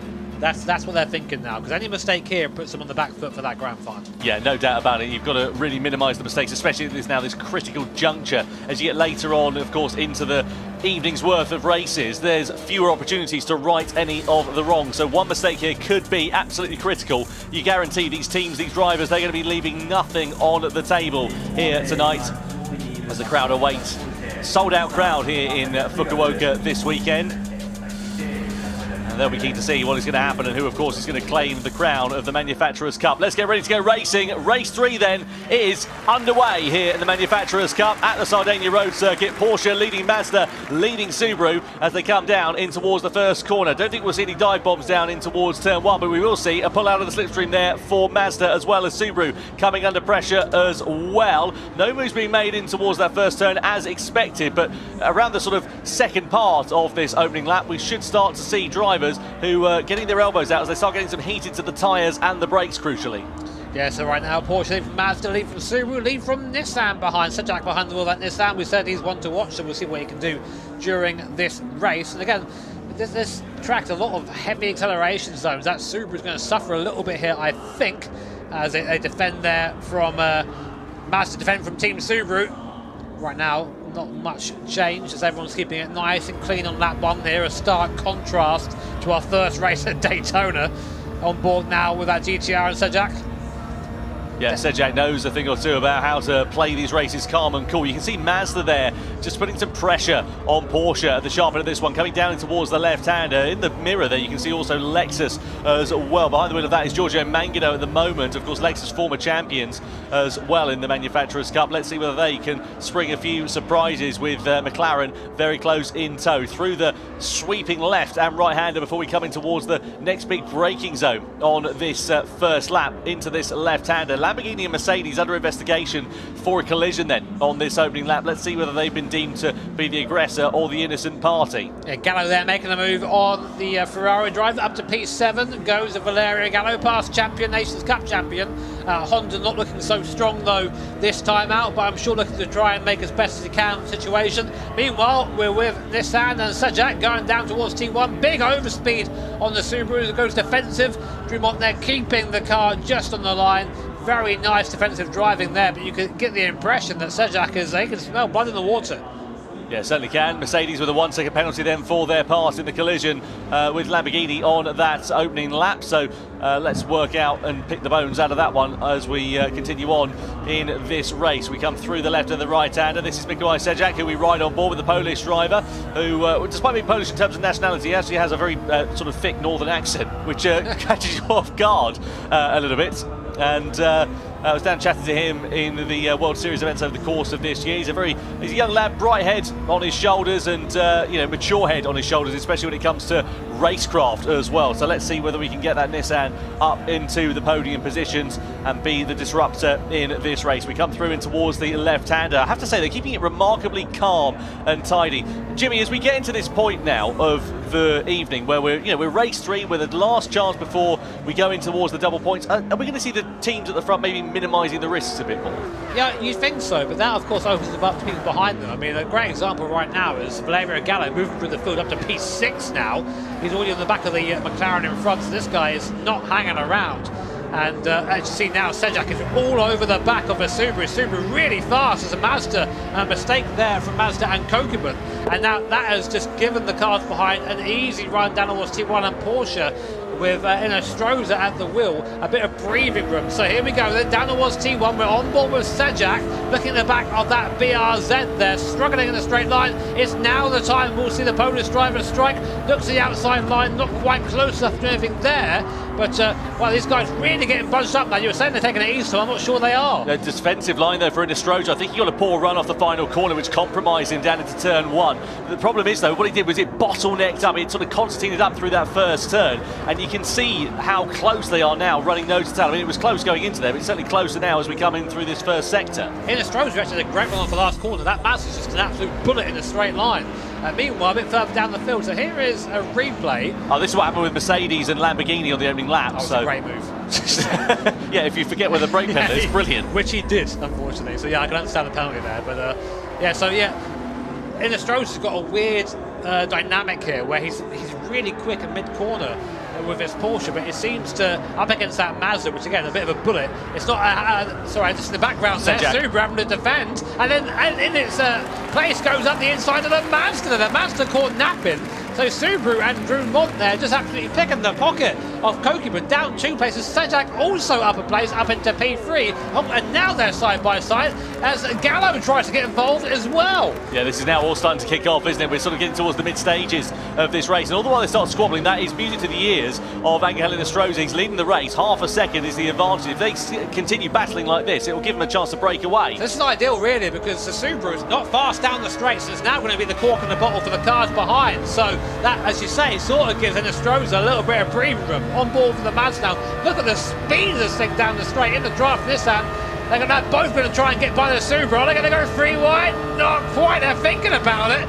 Nissan there, Sajak just about being held off by the Subaru. Yeah, oh, the cutback. Sajak up into P2. Lovely stuff. And will the Mazda follow through too? Trying to do on the inside then, and keep an eye out for Honda with Valerio Gallo, who is behind the wheel as well. We come through into the left-hander, Honda versus Subaru. Oh, Sajak's up into the gravel. Was there a bit of contact there as they came through in towards the left-hander? The upshot is the Polish driver goes tumbling down the order. He was in 2nd place. He's now down to 7th place. And look at what it's done for Porsche and for Angel Inestrosa. He's now got a 1.6 second advantage as they all start squabbling amongst one another, and a 1 second penalty there for Toyota as well. Valerio Gallo in that Honda started this race in 9th position. He's up to P2, a great drive there from the 2020 Nations Cup champion. Amazing run by him. No, sorry, 2021. Nearly got it right. That was near. Long time ago. Oh, hang on a minute. Look at Subaru on the inside. They lunged through on 2 cars, getting the better of Mazda, and then also getting the better of Honda as they now run side by side with one another through this left-hander. That was absolutely sensational for Team Subaru. A big lunge, and it's paid off beautifully. Now Lexus are ready to try and pick the pocket of another car. They get through on Mazda for 4th. What did you say at the start of this race, Tom? They're going to take it easy? I don't think so. In the background, Toyota almost 3 wide there with McLaren and Mazda.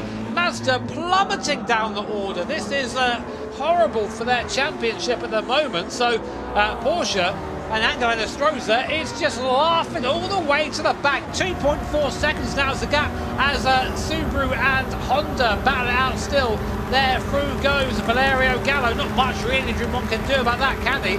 But here's the question, are they going to keep squabbling, or does Gallo have the pace to catch that Porsche in front? Well, the problem here for Drummond is obviously he was the cork in the bottle. So now that Valerio Gallo's gone through, you would imagine that unless he's able to keep the pace with the Honda and live with it in a straight line, he's going to start dropping back. That might pop him into the clutches of Lexus, it might pop into the clutches of McLaren. It could be even worse here for Kylian Drummond, but you can see what it means though for Porsche at the moment. If the checker flag fell now, it would be a dream start to the grand final with a 3-point advantage over Subaru and even more over the Mazda team as well, who've dropped down into 6th place. Maybe you've got to just manifest it. Maybe that's the trick. Angel saying, you know what, we're going to win this. There it is. Yeah, I went for a walk with him yesterday. He was so calm, so focused, and so ready to go out and win. He said, no, we're leaving nothing on the table. We are here to win, and that is exactly what we're going to do. He was a man that was absolutely unwavering in the confidence that was underneath him, and that is proving to be absolutely justified here tonight. Yeah, so right now, Gallo is he's kind of very slowly catching Enestrosa, not by a lot. Only a couple of laps left in this race here at Sardinia, so really interesting back on this circuit. I got to admit, I thought we'd have a bit of a quiet one here, but it's been anything but that so far. Fast lap of the race of BMW and Seiya Suzuki down in P7, so he's quick, but he needs to go a bit quicker than that, I think. Yeah, the problem is their championship challenge has really fallen apart like a cheap watch, courtesy of one race, isn't it? Really, you know. Why do you look at me when you say that? I can see what you've got on your wrist. Across the timeline we go, McLaren versus Lexus side by side with one another as we come down the start-finish straight in towards the left-hander as we go over the crest of the hill. Lexus on the inside, McLaren on the outside then. So Mangano versus Murphy in the Lexus versus the McLaren. Mazda and Cockerman ready to try and pick their pocket as well. That'll be damage limitation there for Cockerman as they try to ascend their way back up the order following the early dramas that they have suffered. As they flick it through in towards the right-hander, it all stays pretty stagnant in terms of the positions for now. Let's have a look at this battle then with Mazda. So this is a lunge to the inside, and I don't know if there was contact there. It just looked like Sejak outbraked himself from that angle, at least, certainly. I think they both did. Like, there wasn't any clear moving of the car there, but I'm sure Sejak will have his own opinions on what happened there as well. But we really, I mean, for Mazda and Team and Cockerman, he really needs to invent something now because he's down in 6th place. He needs better points than this. Lexus and McLaren side by side still. That McLaren's getting put on the grass. Yep, why'd you go? And then it comes back on and it hits the Mazda there. Cockerman into the barrier goes Team McLaren. I mean, there's a saying in karting, which is outside is suicide, and he tried it there and he got shown the door, didn't he? Yeah, not ideal at all there for the team, and good for Mazda. At least they're able to take profit of that position. We go through into the left-hander. That's where the penalty zone is, by the way. So if you do see any drivers picking up the penalties, that's where they will serve them. So here are the point standings. You can see there Porsche would be leading the way by 3 points. There will be a tie for second position between Subaru and Mazda if the checker flag fell now. Still a fair gap to Nissan behind there as well. We now begin the last lap of action though, and what a dream drive this has proven to be for Angel Enestrosa so far in this race. Again, he's just looked calm, controlled and comfortable, as have the entire team here tonight. They've just been absolutely unfathomable. They have really, really good performance so far from this man Angel Enestrosa in that Porsche. Just he's had a bit of luck go his way, we must say, but he's driven very well at the front. Only about half a lap or so before Porsche claimed their second win of the evening here. And it's all going their way. I mean, here is Valerio Gallo. What a drive from Gallo. Probably one of the drives of this this show so far. Up 7 places defending from Drummond in that Subaru. And I think Team Mazda picking up the bits, P5 for them. There is in Astroza. Of course, double points for our grand final, so whilst this will put Porsche in the lead going into the final, still all to play for. Well, Mazda, their race is it's good damage limitation for them in 5th position. If they can get another place on Lexus, that'll be a very welcome result. Oh my word! So that AMG did the same trick. It came out of nowhere. Nearly took out 2 cars. What are they doing in that AMG? Yeah, that circuit is a bit of a legendary place for a dive bomb at this Sardinia road course, and well, no surprise that we're seeing it here, especially on the final lap, as a bit of impatience gets the better of some of the drivers. But Porsche have kept their calm, they've kept their nerve, and they've kept their cool. Angel Stroza is going to power Porsche to victory for the 2nd time here in the Manufacturers' Cup. They flick it through the right-hander, and they will take the checkered flag. A penalty for Lexus means that Mazda will elevate themselves up into 4th place, and then subsequently get 2nd place in the standings into the final race. But Porsche takes victory ahead of Honda and ahead of Subaru in 3rd position. Then Mazda now up into 4th place, with Lexus down into 5th, with 3 abreast there between AMG, McLaren and Nissan to the checkered flag as well. But what a fantastic drive for Team Porsche, and what confidence they will have going into the grand final. Man, you see there, you start to get an inkling at this point if you're Angel Stroza. You're thinking, you know what, maybe this is the year, Was it 2019 the last time they won an event, Porsche? I don't think it was that long ago, but it's just amazing to see. Sorry, it was this year, it was last round, wasn't it? It was, yeah. Oh my God, there goes me. But yeah, last time they won in Japan, 2019. Yeah, there you go. So that was half right, but you start to get the impression now maybe it's possible. But grand final coming up. It's a long race, the grand final, double points too. So whilst they're in the pound seat right now, it could all change. Certainly can do. Let's have a look at some highlights then from the 3rd race of the Manufacturers' Cup. Well, Porsche led the way at the start of this one from Mazda and Subaru. Then it was Nissan, and then McLaren. It was your top 5. We came over the crest of the hill in towards the 1st corner. We did see drama, though, in the opening stage of that race. This was Mercedes with a big lunge on the inside of Honda, which then careered to the side of Lamborghini, and they picked up a penalty for their troubles. Meanwhile, the sharp end of it, we saw Subaru getting their elbows out on Mazda. We saw Nissan with McLaren in the mix there as well. We nearly went 3 abreast for 2nd place as Stroza started to streak off and build a bit of a gap to the rest of the field as they started squabbling with one another. And we saw Nissan with Sejak right up into 2nd place. Great drive from him, but then there was a bit of a bizarre incident. There was maybe a bit of contact between themselves and Mazda, which ultimately set them off, and you can see the frustration evident there for Mikołaj Sejak. Ultimately, it meant that they would come across the line in 9th place at the checkered flag. We saw Honda versus Subaru, an amazing race from Valerio Gallo, as McLaren decided to go and cut the grass here at Sardinia and dropped back a couple of places, and then Mercedes biffed it into the back of McLaren in the closing stages. They really did like that patch of grass at the particular corner, and ultimately it cost them a bit of time and it cost them a place to BMW on that occasion. But no such dramas for Stroza and for Porsche, as they had a remarkably calm, comfortable and quiet race to take the checkered flag by 2.3 seconds over Honda at the end of that one, and a very well-deserved victory, their 2nd of the night, and it gives them a point advantage going into the grand final here today. So confirmation of the race 3 results then here for the Manufacturers' Cup. Stroza and Porsche taking the checkered flag ahead of Valerio Gallo, and for Honda then Kilian Drumont in 3rd position ahead of the Mazda of Ryota Kokkonen. Mangano in 5th ahead of Suzuki in 6th position. Lanuza there in 7th ahead of Murphy. Sejak, who was bitterly disappointed with at 9th place. Karatza, Rosenberger and Jun Hashima are your final finishers then here today.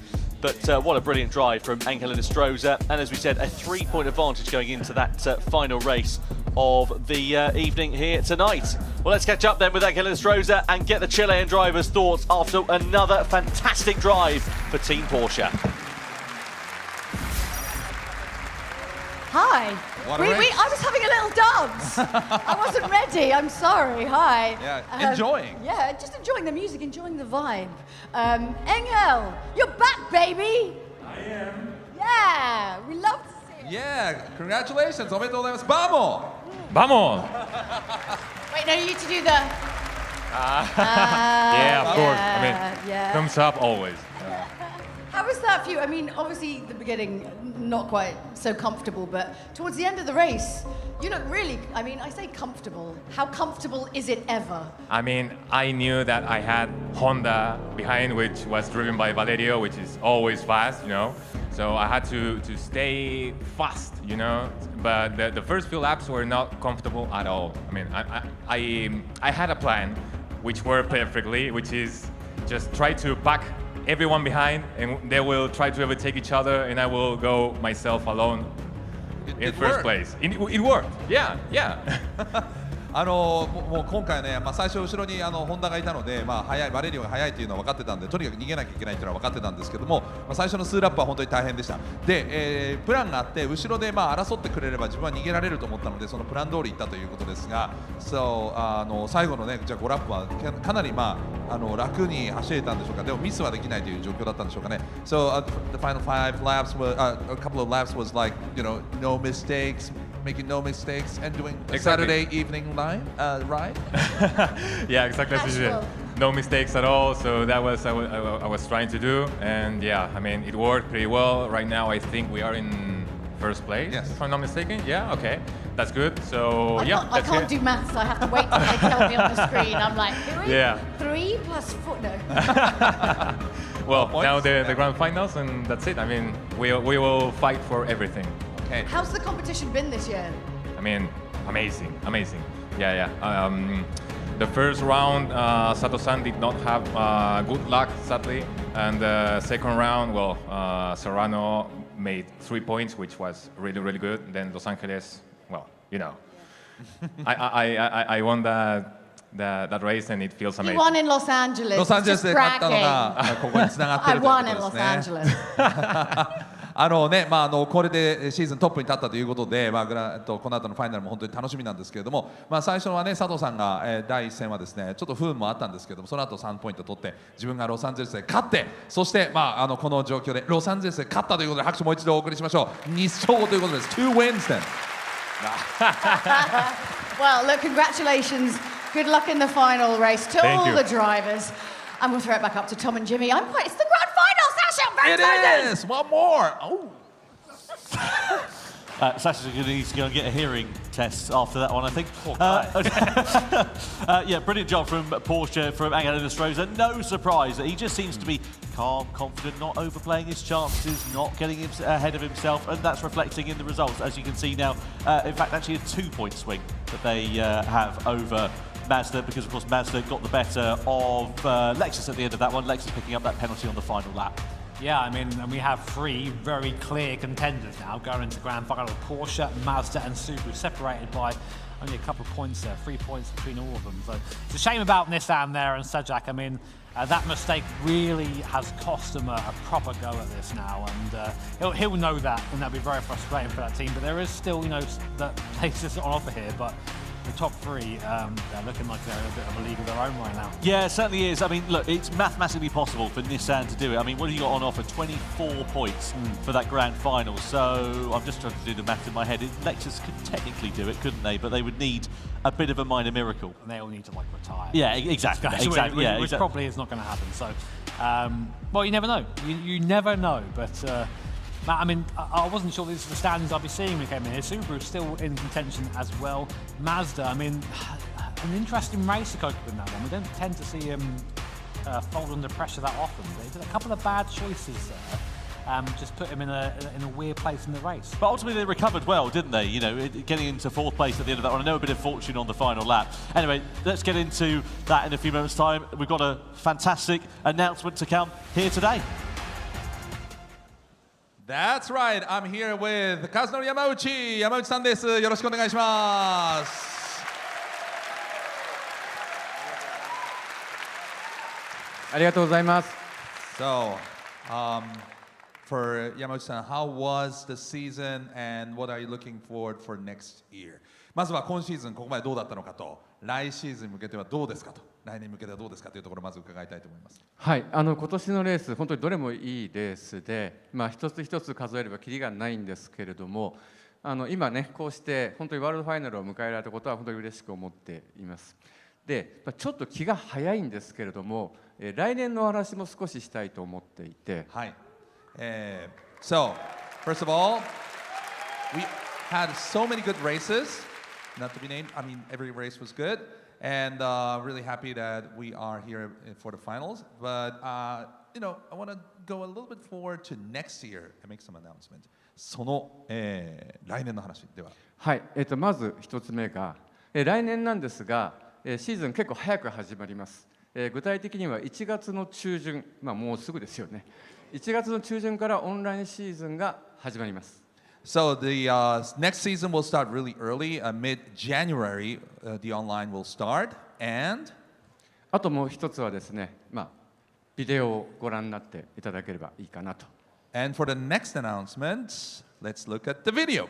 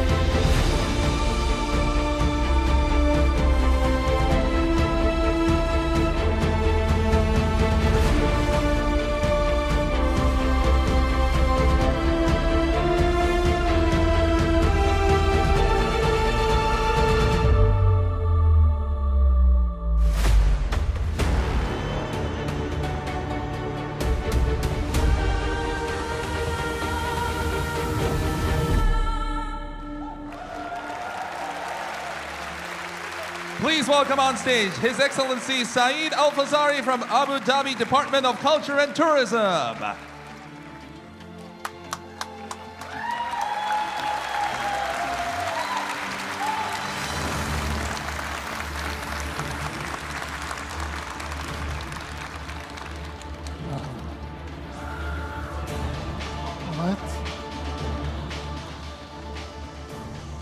Alright, so you have a special announcement. You're here in Fukuoka for the announcement. 特別なアナウンスメントのために来ていただきました。Would you please announce it? サイド閣下です。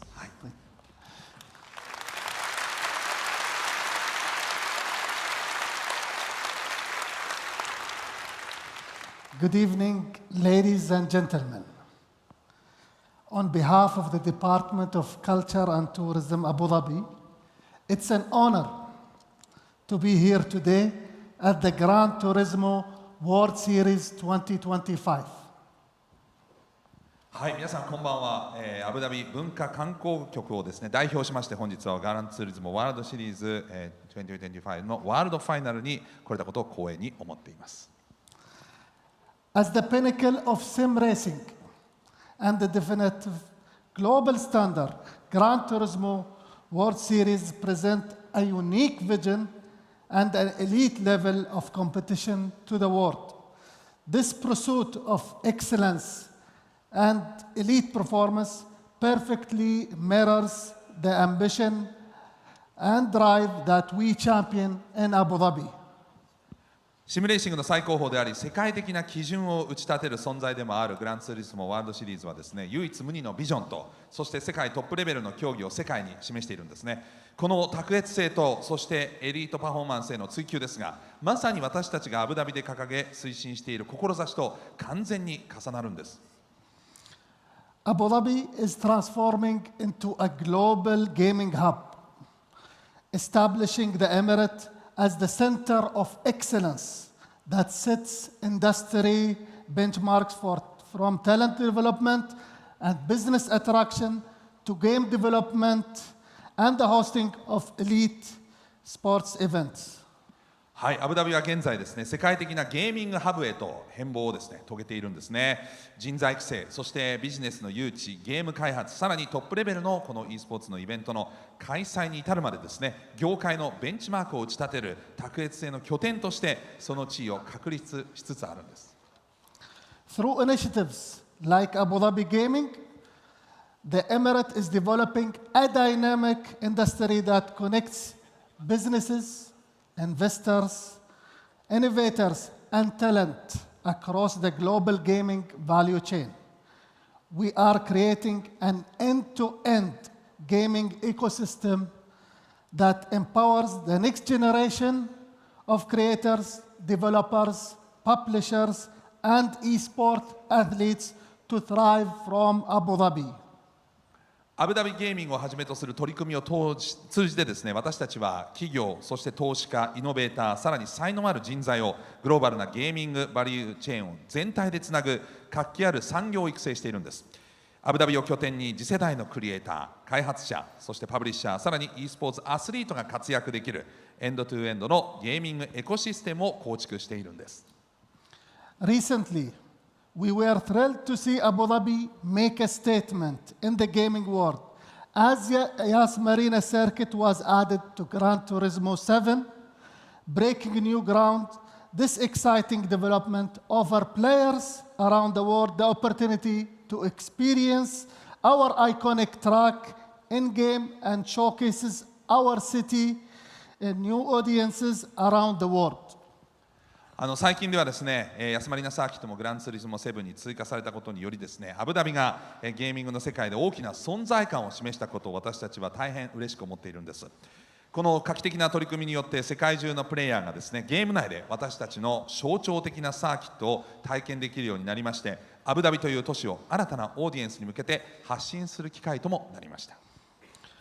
Building on this momentum, today I have the pleasure of making another exciting announcement that supports our ambition to elevate Abu Dhabi's position as a global gaming hub. はい、この勢いをさらに発展させる形でですね、本日アブダビが世界的なゲーミングハブへと押し上げていくもう一つのエキサイティングな興奮する発表をさせていただきたいと思います。I am delighted to share that Abu Dhabi will host the opening event of the Gran Turismo World Series 2026.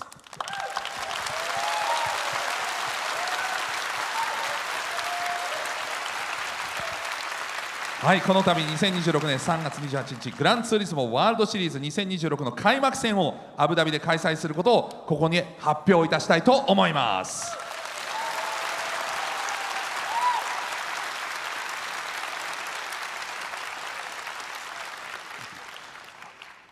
On 28th of March 2026, this marks a significant moment for sim racing in the region and for Abu Dhabi's growth as a global destination for elite sports events. 2026年の3月28日でこの地域におけるシミュレーシングにとって、そしてアブダビが世界有数のエリート e スポーツ開催地として成長していく上で非常に重要な節目の日ということになります。Events like this go beyond competition. They are catalysts for growth, supporting the evolution of Abu Dhabi gaming sector, diversifying the economy, and laying the foundation of future careers in a global industry. このようなイベントは単なる競技の場にとどまりません。アブダビのゲーミング産業の進化を後押ししまして、経済の多角化を促進、グローバル産業における将来のキャリアへの基盤を築く成長の原動力なんです。We look forward to welcoming you all to Abu Dhabi and hosting the opening event of the 2026 season, setting the tone for another gripping year of on-track competition. Thank you.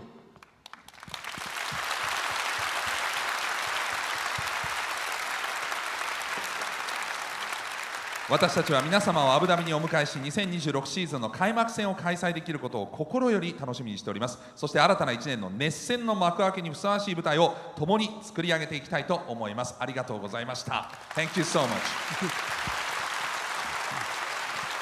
Wow, what an announcement. So, 山内さん、いや驚きました。はい。ちょっとこのこと山内さんからも思いを教えてください。そうですね、アブダビの皆さんとはもう何年も前から、こういったプランを練っていて、ようやくヤスマリーナサーキットもグランツーリスモの中に収録できて、いよいよライブイベントということで、新たな、歴史がそこから始まるんじゃないかなと期待してます。Hi. We were talking with Abu Dhabi for a few years now, and finally, Yas Marina Circuit is in Gran Turismo 7, and now we are holding a live event next year. I'm really excited. His Excellency, Your Excellency, how do you feel now? Oh, super happy. Happy being in Japan. Happy having GT World Series in Abu Dhabi next year. As you have mentioned, we have worked a lot towards that point, and hopefully it will be an annual event.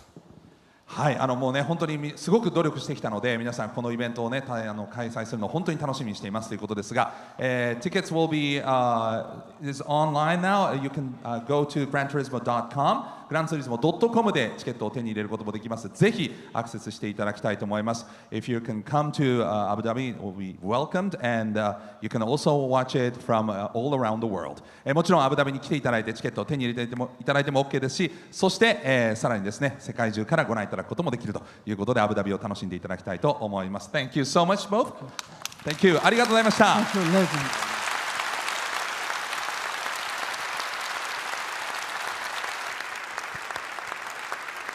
Well, hugely exciting to see Gran Turismo going to the Middle East for the very first time, to Abu Dhabi, and that is exactly where we're going to be hosting the grand final for the Manufacturers' Cup here today as well. Brand new, of course, in GT7, launched as part of the Spec 3 update, along with a couple of new cars and some other circuits and all of that sort of stuff. But, you know, this circuit in particular is a bit of a classic now, isn't it, really, in terms of some of the racing action that we've seen over the years? Yeah, you kind of forget how long it's been around now, actually. It's 2009. Wow, really? Yeah, man, we're getting old. Anyway, speaking of old, here's Tom Brooks. But here are the details for our grand final. Group 3 cars.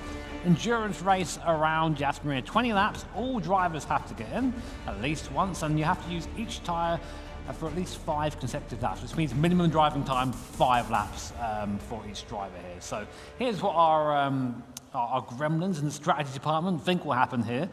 Do you agree with that, Tom? Well, I mean, I was speaking to a couple of the drivers. They said that, look, the soft tyres, they go off the boil really, really quick. They said the medium tyres, a lot less so. So who knows? You could see a few interesting strategies. 9 laps is what they reckon the absolute maximum is going to be on that medium compacted tyre, but that's sort of the halfway house between that and the hard tyre. I mean, look at the difference in performance. The soft tyre, 2 seconds a lap quicker than the hard. So if you can eke out something on the mediums, it might prove to be beneficial. Yeah, hard tyre is lava yet again. I mean, that's the problem with that tyre here. It's made for a much longer race distance, and whilst it is being used to that Dunlop hard tyre, it is just like you tend to give that to maybe the weaker driver in the team, the driver who maybe strolls more around that circuit, and use that from there. So here is the starting grid based off the results of the last race. So Porsche, Honda, Subaru, Mazda. That's great for Porsche. They're in the pound seat there. Now Honda is in the realms to upset someone, get in someone's way. So, I mean, that really realistically probably out of contention for a top 3 result here tonight, but they can definitely get in someone's way and ruin someone else's race. Yeah, what have they got, 18 points on the board, something like that? Well, there we go, let's have another look, shall we? Honda, a little bit fewer than that, actually. 13 points on the board there for Honda, but like you say, they could be the disruptor, the sort of the cat amongst the pigeons, as it were. Just to remind you of where we are at in terms of the points, Porsche now lead. They have a 2-point swing over Mazda, who are subsequently 1 point ahead of Subaru there as well. Then you've got Nissan, Lexus, BMW, McLaren and Toyota also involved in their own battle on the fringes of the podium there, as it were. But really, the top 3, they're sort of the outliers here, aren't they, of Porsche, Mazda and Subaru. How are they going to play this one here, Jimmy? I mean, what would you be doing at the start of this race if it was down to you? Would you be putting your quick driver in first? Do you put your slow driver in the middle? How do you play it? It's a tough one. You have to really think about where you're starting on the grid. I mean, I can see now in the seat, Ango Inestrosa is starting the car for Team Porsche, and we've seen where he does well, leads from the front. So you put him maybe on the soft tyre and let him go from there. We know that team also contains Jose Serrano. Here are the winning predictions, by the way. Subaru, would you reckon that's fan favourite, you think? Well, I think they might have a bit of popular opinion there. I mean, look, they're still very much in the opportunity to come and claim the title. They've won it twice before, haven't they, Subaru being Manufacturers' Cup champions? Tell you what, BMW and Lexus enjoyers huffing some copium at home right now. That's not happening, boys. I don't think. Unless there's some dramatic turnaround, it's going to be tough for those guys to come through. Not a lot of love for Mazda there as well, if I may say so. No? I really think it should be percentage based. So if you pick like a more outside team, you get like more credits. But is that gambling? That might be a bit too close to gambling. Possibly so, possibly so. Well, you can see the drivers there who are lined up on the grid ready to go. We are now just moments away from the grand final as we get ready to crown our champions in the Manufacturers' Cup. Well, it's almost the grand final, but we have someone who's come back again this year. Hello. なんと去年もいたカニ男さんです。なんと今年も来てくれました。カニ。カニ。He says crab. Fukuoka, are you ready for the grand final of the Manufacturers Series 2025? いよいよファイナル。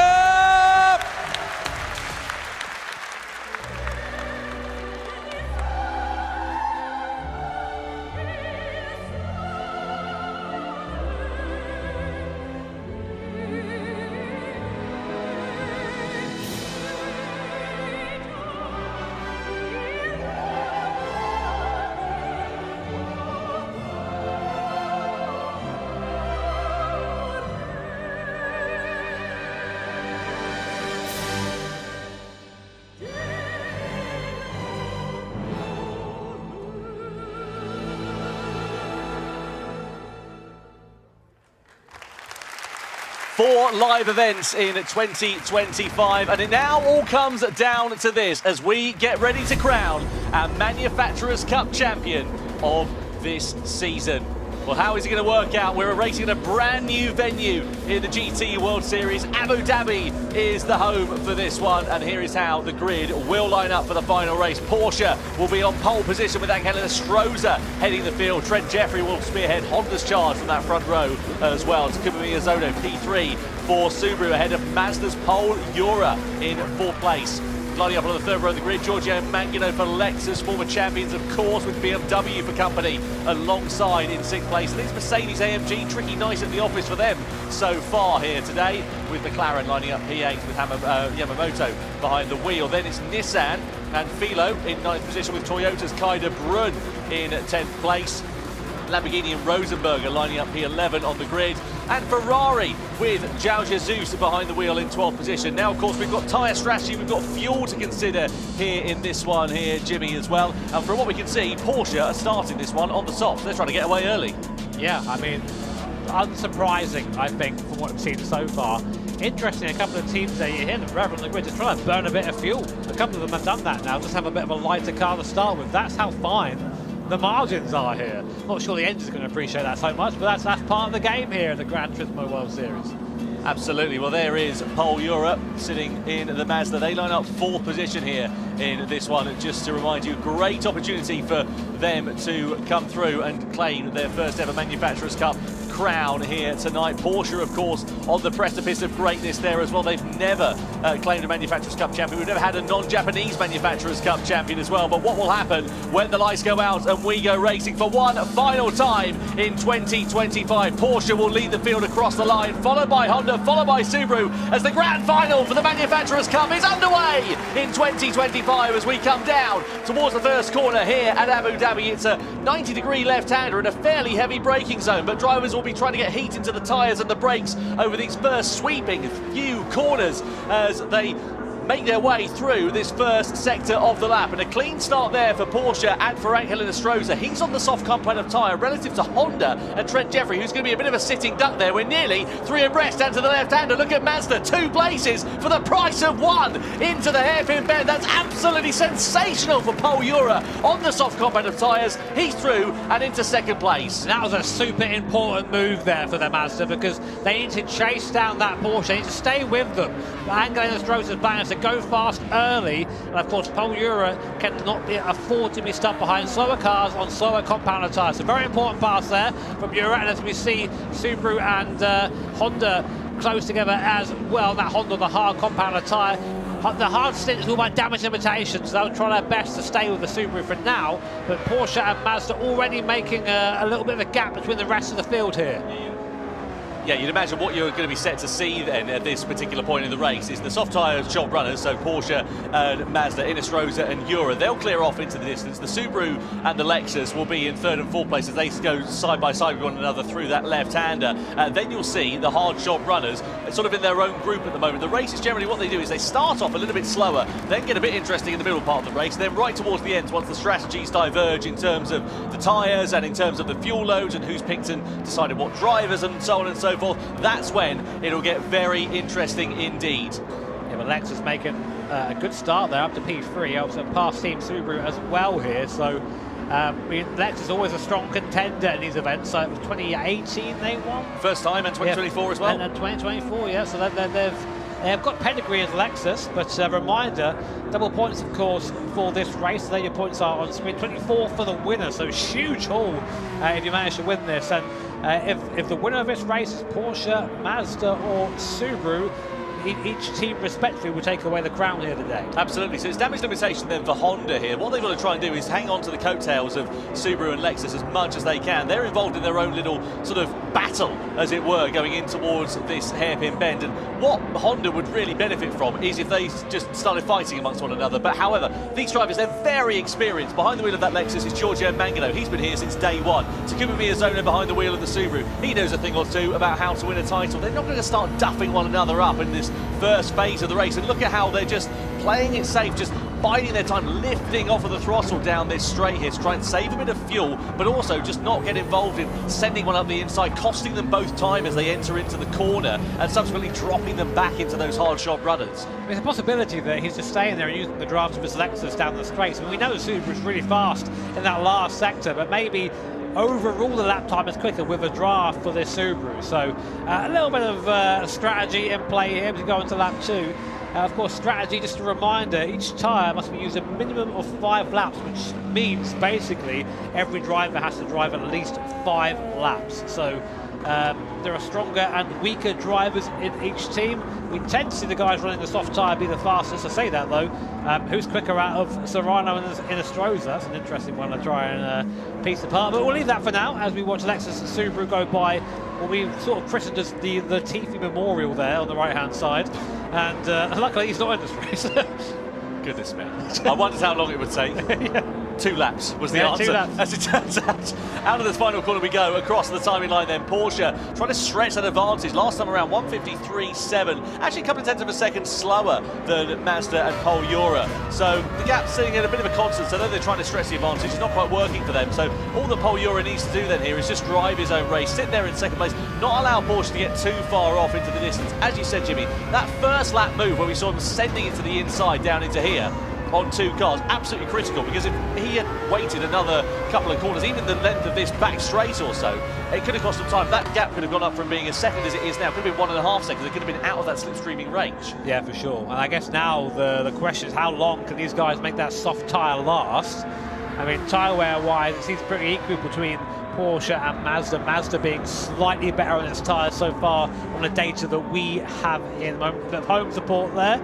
Nice effort to Takuma Miyazono. There he is, rocking some very cute gloves as well. Very nice, look at those. Yeah. What's that saying? C-Sports team, isn't it? Yeah, it's a bit of a colour clash, I must be honest, with the red. If I'm being completely transparent. Is there not a stylist? I'm sure. Send Jules Clearly, in there. clearly not. Have you seen your hair? This is in fashion, says someone. Yeah, if you woke up in 1978, perhaps. Anyway, Subaru and Takuma Miyazono sitting there in 4th place. I have to say, the loyalty that Takuma Miyazono has shown to Subaru over the years. I mean, if you remember, he won all of the championships back in 2020, and he's stayed with that team ever since, and he's won 1 since then as well, back in 2022. This is Mercedes versus Honda. The advantage of the slipstream there for Mercedes, going through on the inside down at the back straight and getting that move done quite nicely. Lovely move there, nice and easy. Interestingly, Mazda are starting to pull in a little bit onto the back of Porsche and Ango and Inestrosa. I mean, do you fight either of those guys? I mean, you are directly fighting for the series win here, so you have to I think you have to make those moves here. You can't afford to sort of work together. You need to really try and force the other car into as many mistakes as possible. Ferrari picked up a 1-second penalty there. Shame for them. I'm not quite sure what happened, but it was colliding with another car. We might see a replay of that at some point. Meanwhile, we'll focus on this Subaru and Lexus. get the impression Miyazono might be getting a little bit impatient now. Yeah, it's starting to pick up his pace here, isn't he, to give him Miyazono. Let's see whether he can start to bring those fights to the front. Through into that left-hander we go. And different line there, wasn't it? Interesting, isn't it? And he's going to have, of course, the advantage of the slipstream. We know the Achilles heel, though, of that Subaru has traditionally been in a straight line. So let's see what it's like compared to the Lexus. Of course, he's got the advantage of the slipstream, and if it was a bit quicker in the straight line, you'd see him pull alongside. But then we did see him lifting off down that back straight earlier on, so I wonder whether there's a similar strategy going on. Unfortunately for Nissan, meanwhile, oh, it's so close into the braking zone, just a smattering of contact there as Miyazono just gets into the back of the Lexus of Giorgio Mangano, but Nissan picking up a penalty there in 8th place as well, the former champions. They won it back in 2023, if you remember. And, well, this year it has not been particularly brilliant end to it. With Mikolaj Sejak really getting into some bother in his race earlier on here tonight in particular, but a penalty for them. Meanwhile, 3rd and 4th place, Subaru still on the coattails here of Lexus. I think they're going to have a lunge to the inside. They certainly are looking at it. Miyazono with the inside line. It's a brave move if you can make it stick through into there, but he gets it done absolutely wonderfully there. Miyazono into the braking zone as they come under the W Hotel into 3rd position. Well, I didn't really sense too much resistance there from Mangano. I think he sort of knew it was over, and once you get to that point, that was a good place for him to make that move, because that Subaru is really quick through the last sector, can build hopefully a small bit of a gap for their sake anyway, and avoid being overtaken again on the straight. So here we are, coming to that 5 of this race. That's a minimum drive time for each driver. So end of this lap, I suspect we'll see the hard runners box, a driver change, and we'll see this race move into its 2nd phase. Mazda looking a little bit kinder on their tyres compared to Porsche at this early stage of the race, and that's reflected in the lap times. The gap now down to half a second between Porsche and Mazda. 1:54.695 for Inestrosa in the lead, 1:54.481 for Pol Ura in 2nd place. So you can see the gap has come down to under half a second. It's now down to as close as it's been, and I wonder whether we might see a challenge for the race lead before too long. Pulls out of the slipstream as we come onto this back straight though, so certainly not trying to get too close to the back of Inestrosa. Again, trying to play that long game. I wonder though, will we see a divergence in strategy? They're now back on the coattails of Porsche. Are Mazda here then? Are they going to think about maybe the undercut in this race to try and get the better of the race leaders? It's a possibility. I mean, like, to be honest, if you team Porsche, I don't think the undercut's going to work so much right now. You want to try and stretch that soft tyre for the best life it has. I'm wondering why Pol Ura is opting to stay behind right now. I mean, it's obvious he has the pace over the Porsche. He's caught right up now, gaps, what you can see on the screen. But that Mazda seems to have a bit of an advantage in a straight line. Maybe waiting for the back straight again, but or maybe saving fuel. Yeah, maybe. I mean, I'm not sure how much fuel is going to be. I mean, fuel is going to be a factor here somewhat, but yeah, curious to see what the plan is there. Yeah, coming through under the hotel we go, and you can see no stale. This is as close as it's been in the battle for the race lead. 6 laps to remind you, that's about as much as we're reckoning these drivers are going to eke out. So we're coming in towards that pit window on the soft tyre. Are we going to see either of the top 2 diving into the pit lane? We are. Mazda come in then. So that's why we were seeing the hurry up for Pol Ura. He was pushing on. That was an in-lap for him then here. He just needed to minimise the gap as much as he possibly could. They're going to change their driver as well. So Pol Ura will jump out of that car. Into the car will come Brita Kokubun and onto the medium compound of tyre in this middle stint. And also a plethora of hard shot runners all now coming into them as well. I imagine they're all going to do the same. They're just going to try and get off of that hard compound of tyre as soon as they possibly can and all pretty much go on to the medium. So Kokubun in the Mazda, and now of course what he needs is a nice bit of clear air in front of him, which he'll get as a result of the driver who pitted first. Really interesting. These guys will hop in Porsche now. got a penalty, Jimmy. Oh, why? That's got to be track limits. That's got to be track limits there for Angelo Inestrosa. I saw him flirting with the edge of it here. They're being quite strict here. Basically, if you put 2 wheels on the curb, it is going to, or both front wheels on the curb, I should say, sorry, it is going to be a penalty. So 4 wheels over, sorry, to be clear in there. Yep. Here's a replay. Let's see what it's for. So we're through the right-hander. This is at turn 2. We're just going to go off to the outside. Yeah, 4 wheels over the white line. So, well, that'll be half a second penalty, something along the lines of that. You know, it doesn't sound like a particularly amount. Yeah, half a second. So not a particularly big penalty, but you don't just lose the time of that half second, you lose the time getting back up to speed again. So it works out about 1.5 seconds, and that could be the difference between making that overcut now, as it has to be, work or not work indeed. That would definitely make a difference. I think that if they opt to box this lap, Team Porsche, which I think they probably will, they are going to be dropping behind Mazda. Depends to get in that Porsche next, you know, what sort of stint they're going to run.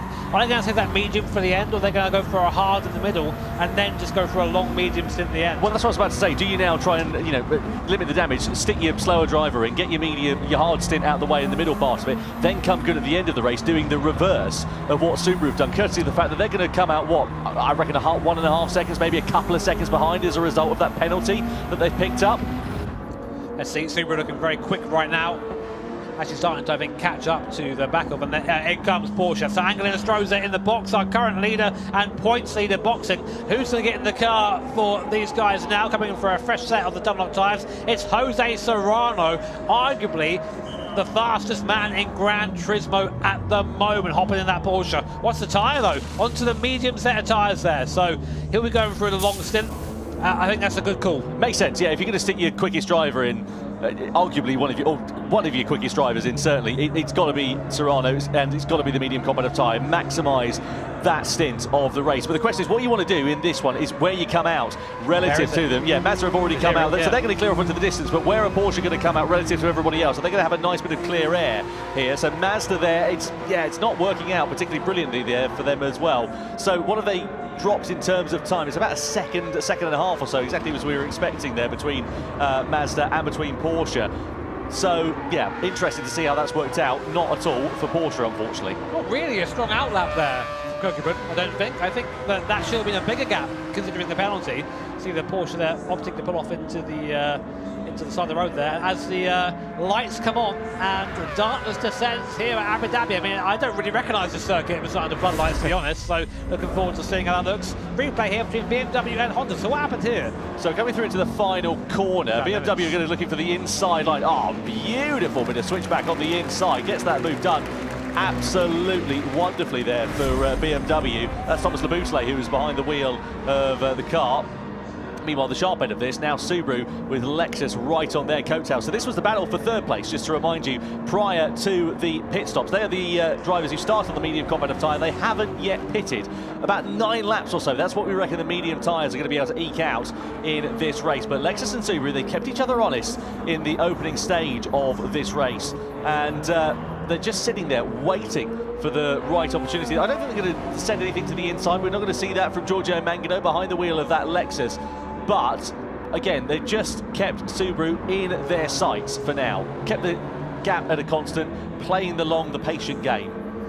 Yep, so looking at Team Subaru right now, one of our contenders here at the Grand Finals at Fukuoka. All comes down to this. It's been a long year for these guys. Our 4th event, of course, for our Manufacturers' Cup, with 3 teams in it to win it. Mazda, Subaru and Porsche. Currently, if it ended as it was, Subaru would be your champions, but they've not pitted yet, so probably not going to happen. But right now, Giorgio Mangano keeping them honest in the Lexus. As you say, former champion 24 and 2018, so big pedigree for Team Lexus. Unfortunately, points-wise, not really in contention for the win here today, even no points. And it's a shame for Lexus because, as we know, reigning Manufacturers' Cup champions, it just hasn't worked out for them this season. They've been sufferers of a fair bit of misfortune, but also they've just not really been in the same league as some of the other drivers, some of the teams and the consistencies that we've seen over the course of this season. And that goes back to the old adage of consistency creates champions, and that's exactly what we've seen over the course of this year, and it's ultimately what has been the downfall of Lexus's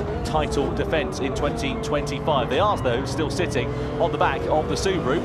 I think he's thinking about it now. He's starting to think, right, okay, I'm getting a bit bored of sitting there. Although saying that, washing wide, understeering, those front tyres starting to wear on that Lexus, you can really see the difficulty of turning in there. The car won't rotate in the same way it used to as we go through this very technical section. There is actually quite a bit of camber. You don't quite see it on the broadcast, but it's off camber, both his corners, so the car is really difficult to get to the apex, and there, see how close they get to the wall. In the background there, Kylian Drumont waiting behind Miyazono. He'll be in next. Miyazono pulls to the right-hand side into the pit lane from his first little box at the end of lap 8. So 1 lap earlier than we expected there, and Kylian Drumont will get in. What tyres they're going to put on for Drumont? It has to be soft, surely. Yeah, we need to see what the time is in terms of laps for Takuma Miyazono. It's 1:57.264, but it's the sector times here, because you would imagine Miyazono is going to come in next time around. But will they be able to, now they're in clear air, just run their own race, get a good in-lap for this? Soft tyres going on the Subaru, so you would imagine the Lexus, Giorgio Mangano behind the wheel of that car, is probably going to follow the same strategy, just mirror what they're doing and then duke it out in the closing stages of the race. Meanwhile, Lexus leading now, owing to the fact that Subaru have pitted. Mazda and Porsche. Porsche's got right onto the back of Mazda now. That gap down 1.5 seconds to just over 7/10 of a second. That'll be in slipstream range. 4/10 of a second quicker last time around Jose Serrano compared to Ryota Kokkonen in this middle stint. You were mentioning that Jose Serrano is arguably one of the quickest drivers in GT, and he's proving that here at this phase of the race. And this could be the thing that wins Porsche this race and possibly even the championship here tonight as well. It's this middle stint. Depends on what happens here for Jose Serrano, but if he can keep himself honest with Mazda, when they go onto the hard tyres in the closing stages, they could be right there in contention, especially after suffering that misfortune prior to the first pit stop. It's all going to unravel soon. We'll keep an eye on it, of course, as we get towards the midway here of the grand final. Lexus leader, I assume they'll be boxing this lap. Mangalo, the pace is starting to fall for Mangalo now, so you don't want to be staying out too long. I do wonder if they could find themselves maybe on the podium for this last race here. That'd be very interesting for them. Well, just to give you an idea of the difference in sector times, last time around, middle sector for Ryota Kokkonen is on fresher medium tyres compared to Giorgio Mangano, who's on pretty clapped out medium tyres. There's about 6 or 7 tenths of a second in that middle sector, so no guesses as to how the Lexus is faring at the moment in terms of the tyre wear and in terms of the grip that will be missing from Giorgio Mangano's foot. And there we go, into the pit lane. Surely they're going to go onto the soft tyres in this middle stint and mirror what Subaru have done. I think anything else would be a little bit foolish, to be completely honest. No, in fact, well, there you go. They've turned that around. They've gone onto the hard tyre, so they're going for the soft tyre in the closing stages then of this race and diverging from the strategy of Team Subaru. Is that going to be something that will pay off for them, because they'll have to do a very short final stint? Well, that's the thing, though, that Lexus is quick on the straights, and that combined with a soft tyre compared to Subaru, who will be slow on the straights with a hard tyre, you know, it'll make that job a lot easier, I think, in the last stint. But we'll see as we go on to lap 10 here. I wonder what it'll be like in terms of the gap for Lexus once they come out of the pit lane, because if they can stay within slipstream range of a car in front, that'll really help them out in terms of keeping that gap at a constant and limiting the damage, and it's worked out nicely. So they've clearly been calculating that between the teams and the drivers. They've got, of course, driver to team radio, so they can communicate with one another. They've obviously looked at the gaps, done the calculations on the fly. 1.5 seconds, it's just about enough to be within slipstreaming range, as we see Mazda versus Porsche starting to kick off into the braking zone of the left-hander. Porsche with the inside line challenging for the race lead, and Jose Serrano goes through on Ryota Kokkonen to hit the front for the first time then in the Porsche. Are we going to see a retaliation though from Mazda as we come in towards the next braking zone? They're in the slipstream here, and are they going to think about sending it through to the inside or the outside? Well, Serrano's parking the car on the inside of the corner. Mazda aren't going to be able to launch anything through because the line is going to be blocked unless Serrano runs it a bit wide. It sort of switches back on the inside as they go side by side with one another. We come through in towards the third sector. Mazda on the outside now as we flick it through into the right. Porsche on the inside. They hold the line and they'll hold the place into the braking zone as well. I mean, here are your two title contenders fighting it out right now. Team Porsche, Team Mazda separated by less than 3 tenths of a second. Team Porsche now leading courtesy of that move from Jose Serrano, which of course now, if the race were to end, would mean they will take the title today. It literally is. Whoever finishes first out of these two will be the one to win this title. Keep an eye out for Subaru as well. Kylian Drumont is on the soft competitive tyre here, Jimmy, in this middle stint of the race. They started third, they are now third. They've got a gap of about 7 seconds or so. So Kylian Drumont's in a great position. He can use that soft tyre to his advantage, run a nice, clean middle stint in this race. Of course, they're going to have to pay for that later on because they're going to owe the hard tyre in the closing stages of the race. But I wonder how this is going to work out for them as we come in towards it, because of course Porsche and Mazda are also going to owe that hard tyre in the final stint. So if Subaru and Drumont can close that gap down, it could go from a two-way fight between Porsche and Mazda up to a three-way tussle. Yeah, but we'll see. It's going to be a big ask for that Subaru to pull this back in again, but if anyone can do it, it'll be Kylian Drumont. And of course, as you say, that'll be our 3 title contenders all fighting, which is, I mean, it just goes to show who's been the most consistent, who's been the quickest this season when they're all there fighting at the end like this. Well, exactly what Kylian Drumont is going to need is Porsche and Mazda to continue battling like they were last time around. But they know this. These guys aren't silly. Now they'll know they can't afford to be fighting together, especially experienced heads like Ryota Kokkonen and, of course, Jose Serrano. That's why I think the move was so decisive. Right, I'm gonna go now. Let's not fight anymore. Let's get on with it. And you have to think, actually, now looking at it, the Porsche is very slowly edging away from that Mazda. Toyota and Honda under investigation for a collision. They're down in 8th and 9th place respectively, so not been a particularly brilliant race for them to ride home about. We ride on board though, meanwhile, here with Kokkonen then in the Mazda. Through into the right-hander. This is where we saw challenge for position last time around. No such dramas though here on lap 11 out of 20. Of course, one more stint there for all of the drivers left to run in this race. They must run at least of all three of the tyre compounds in this one, and also a question as to how they're going to do it in terms of the fuel strategy as well. I think most will be waiting for the final stint to do their fuel top-ups towards the end of this race. Through to that right-hander we go. A little bit wide there at the final corner for Porsche and for Jose Serrano. I wonder if he's be taking a little bit more out of his tyres relative to the Mazda in this one as we descend into the darkness. On board with the Mazda and Kokipum. Great pictures there as we go out for another lap for this very fast section. Toyota receiving a 1 second penalty for a collision with another car. We've not seen that at the moment, but yeah, that was with Honda. We saw the investigation come up. Yep. So clearly they've been deemed to be the aggressor. Just looking at the gap here, Jimmy, as well. 6.3 seconds with Subaru. So it's coming down, isn't it, here? Just to give you an idea of the difference in lap times between the top two and Kylian Drumont, so the mediums and the softs. It's about half a second or so quicker. Here's what happened then between Toyota and Honda. To the inside go Toyota, and into the side of Honda they go as well. That opens the door subsequently for Nissan, so drops them down, and they pick up a 1 second penalty for their troubles. Yeah, simple that one. Track limits warning from Team Mazda. You've got to be careful of these guys. The stewards are pretty on it around here. So the stewards have basically said, listen, we're going to turn a lot of the penalties off here. Just make sure if you go over, we're going to watch you.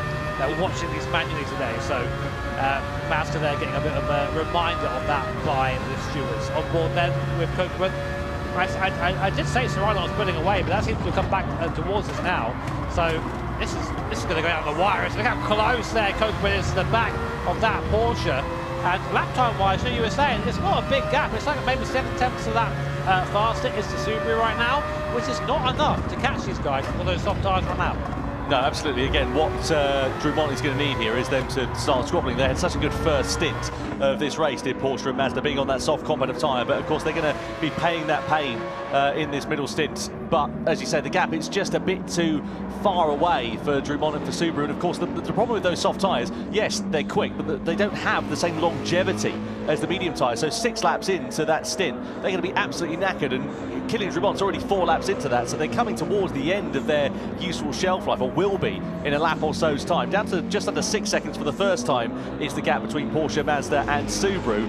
But I think that challenge is going to come to a fairly abrupt end before too long. See the crowd here in Fukuoka watching on the bottom left-hand side of your picture. What a fantastic city this is proven to be, and what a great venue it is for the grand final of the Manufacturers' Cup, the World Finals indeed, of the GT World Series. So Porsche then, we ride on board with them. Another reminder in terms of your strategy, so a long middle stint for those on the medium tyres, a la Porsche, Mazda and pretty much everybody else behind, aside from Subaru. But they'll be going onto the hard tyres for that final stint of the race. They'll be slower relative to some other teams around. Everybody from BMW down has not run the soft compound of tyre yet, aside from Ferrari. So they're going to be significantly quicker in the closing stages of this one. If we start getting squabbles, start getting big battles amongst one another, that's when we could see the soft shop runners getting involved in the action. Kokipum about as close as he has been so far. When we see him going for a move, looks to the inside. They're kind of a half look. A little bit of contact there at the back of Jose Serrano and the Porsche. Kokipum is starting to get a little bit impatient, it has to be said. I think now he's starting to realise that the gap behind him is coming down a bit too quickly for his liking. He knows that he might not be fighting directly with Subaru behind him, but with BMW, with AMG. So he needs to make sure he gets as far forward as possible for boxing for that last set of tyres. Porsche there, looking drag at the front. They both owe that hard compound. So that last stint for them is going to be, well, pain really compared to these first couple of stints. And they've only got a couple more laps before they have to pit. 5 laps minimum of each set of tyres. So this one and one more, and they have to box. Yeah, no doubt about it. Just to let you know as well, because there's a bit of a divergence in terms of the strategies between Porsche and Mazda and Subaru as well. They should pit relatively around a similar sort of time on that hard compound of tyre. BMW then into the box. They're the first of the medium shop runners in this final stint to blink. They're going to be going onto the soft tyre for their final stage of this race. Out of the car jumps Thomas Lebutele. Into the car jumps Seiya Suzuki. We know how quick he can be on his day. Lamborghini, meanwhile, picks up a 1 second penalty for colliding with another car. That could prove to be pretty costly for them in that sort of mid-pack battle. Meanwhile, the Porsche of Jose Serrano just doing exactly what he loves to do, leading from the front, not falling under pressure. Half a second is the advantage that they hold over Mazda for now, but they pick up a warning for track limits. We saw that with Mazda a couple of laps or so ago. The stewards just keeping a watching eye on things. They're not going to be happy at all if they do pick up some penalties as a result. And to be honest, it might even come down to that, you know, because Subaru, whilst they are a bit further behind, of course, it's a different strategy for them at the end, I think. So, one misplaced corner exit, turning in a little bit too early, that 0.5-second penalty could change everything. It has done in the past, it can do again. That's Kokeman, looks out. No! He's hit Serrano's round! That's huge! Porsche there, sideways. Kokeman into the back, and that's going to allow Team Subaru to come back into the fight. That's just changed everything there. As Kokeman gets it wrong, he gives the position back, but the damage is done there. And man, oh man, you saw him double guess it on the way in. He thought about it, and then thought, yeah, he committed too late. Far too late for that to work out, and that's cost them both about 3 seconds. Proper save, though, from Jose Serrano, if I may say so. Very well done. Great car control. And now we're going to start to see the final pit stops taking place as well. So Angelina Stroza is going to jump into that car next time around. No, wait, Stroza, he started the race. Sorry, I beg your pardon. No, he's just, he's watching on. So it'll be Sato, won't it, for the final stint? You're absolutely right. Meanwhile, there are your live points rankings. So whoever wins this one will be winning this race. No further action. They deemed it a racing incident. I mean, I suppose you could look at it and say that, you know, Kokeman, of course, yeah, he made a mistake, but he didn't gain anything as a result of that. It's as it was. He did, but Subaru did, and so did the rest of the field. So, yeah, I mean, what the stewards say is final. AMG in now. Now another contenders race onto the soft compounder tyres goes the AMG. There is Carazza as well hopping in. Benelli onto the AMG, isn't he? So he's jumped into that one. Lanuza is out of the car. Nissan also into the box. Lexus as well. So now we're starting to see everybody else who's on the soft shod tyre. So they, of course, been out of sequence relative to the front sort of top 4, really, in this race. Because, of course, they started on the slower compounds of tyre, and I wonder if it might bring them back into contention. Meanwhile, Porsche versus Mazda at the sharp end of this one, and you're absolutely right, Jimmy. I mean, if you remember, the gap between Subaru and the top 2 was, what, 5.5 seconds or so. It's now down to under 4 seconds as a result of that contact that we saw last time around. So we're now coming into the final stages of this race. Out of the Porsche is going to get Jose Serrano. Into the car is going to go Shota Sato, and let's see what he is going to be able to do on that hard tyre in the final stages of this one. In terms of the Mazda as well, we're going to see we're going to see Samuel Cardinal in the car, aren't we, for the final stint? So let's see how it works out. You see how close they are through this final stage as they come under the W Hotel and through that left-hander, and this surely is now going to be the final part of this one. Big wiggle there for Kokeman as he just gets a bit too greedy under the power as the tyres are now really starting to get away, and into the box they both come at the end of lap 15 for their final pit stop of 2025 in the Manufacturers' Cup. Yeah, slightly better box there from Mazda. Just a 10th gained anywhere is worth it, and now it's going to be a showdown. Amazing. It all comes down to this. The last 5 laps here at Fukuoka, the grand final of the Manufacturers' Cup. Team Porsche, Team Mazda, Team Subaru are your top 3 in the points, your top 3 contenders here. Whoever finishes first out of these 3 teams in this race will be the champion. Sato is charged with taking the car home for Team Porsche. Danny Solis in the car for Subaru. Who's in the car for Mazda, Tom? In the Mazda, it'll be Samuel Cardinal for the final stint of this race. So let's see what the Canadian driver is going to be able to do. So Sato in at Porsche, Cardinal in at Mazda, Solis in at Subaru. Where is Team BMW? They can upset the apple cart here, as you would say, Mr. Brooks. And they're not quite out of the pit lane yet.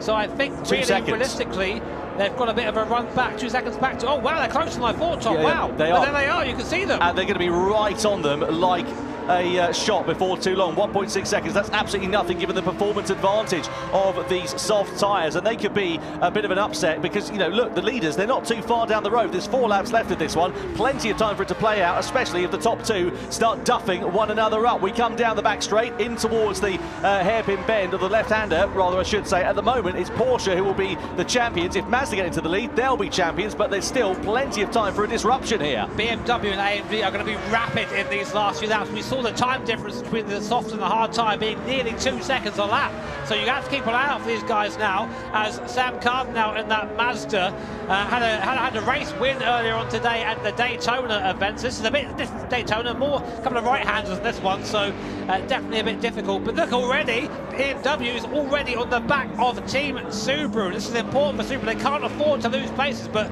really they're just sitting duck. Danny Solis doing his best to defend, but that BMW far quicker on that soft unlock tyre. Yeah, absolutely. Do you sort of limit the damage then by this point and just sort of let them, not fight it too much, just get on with it?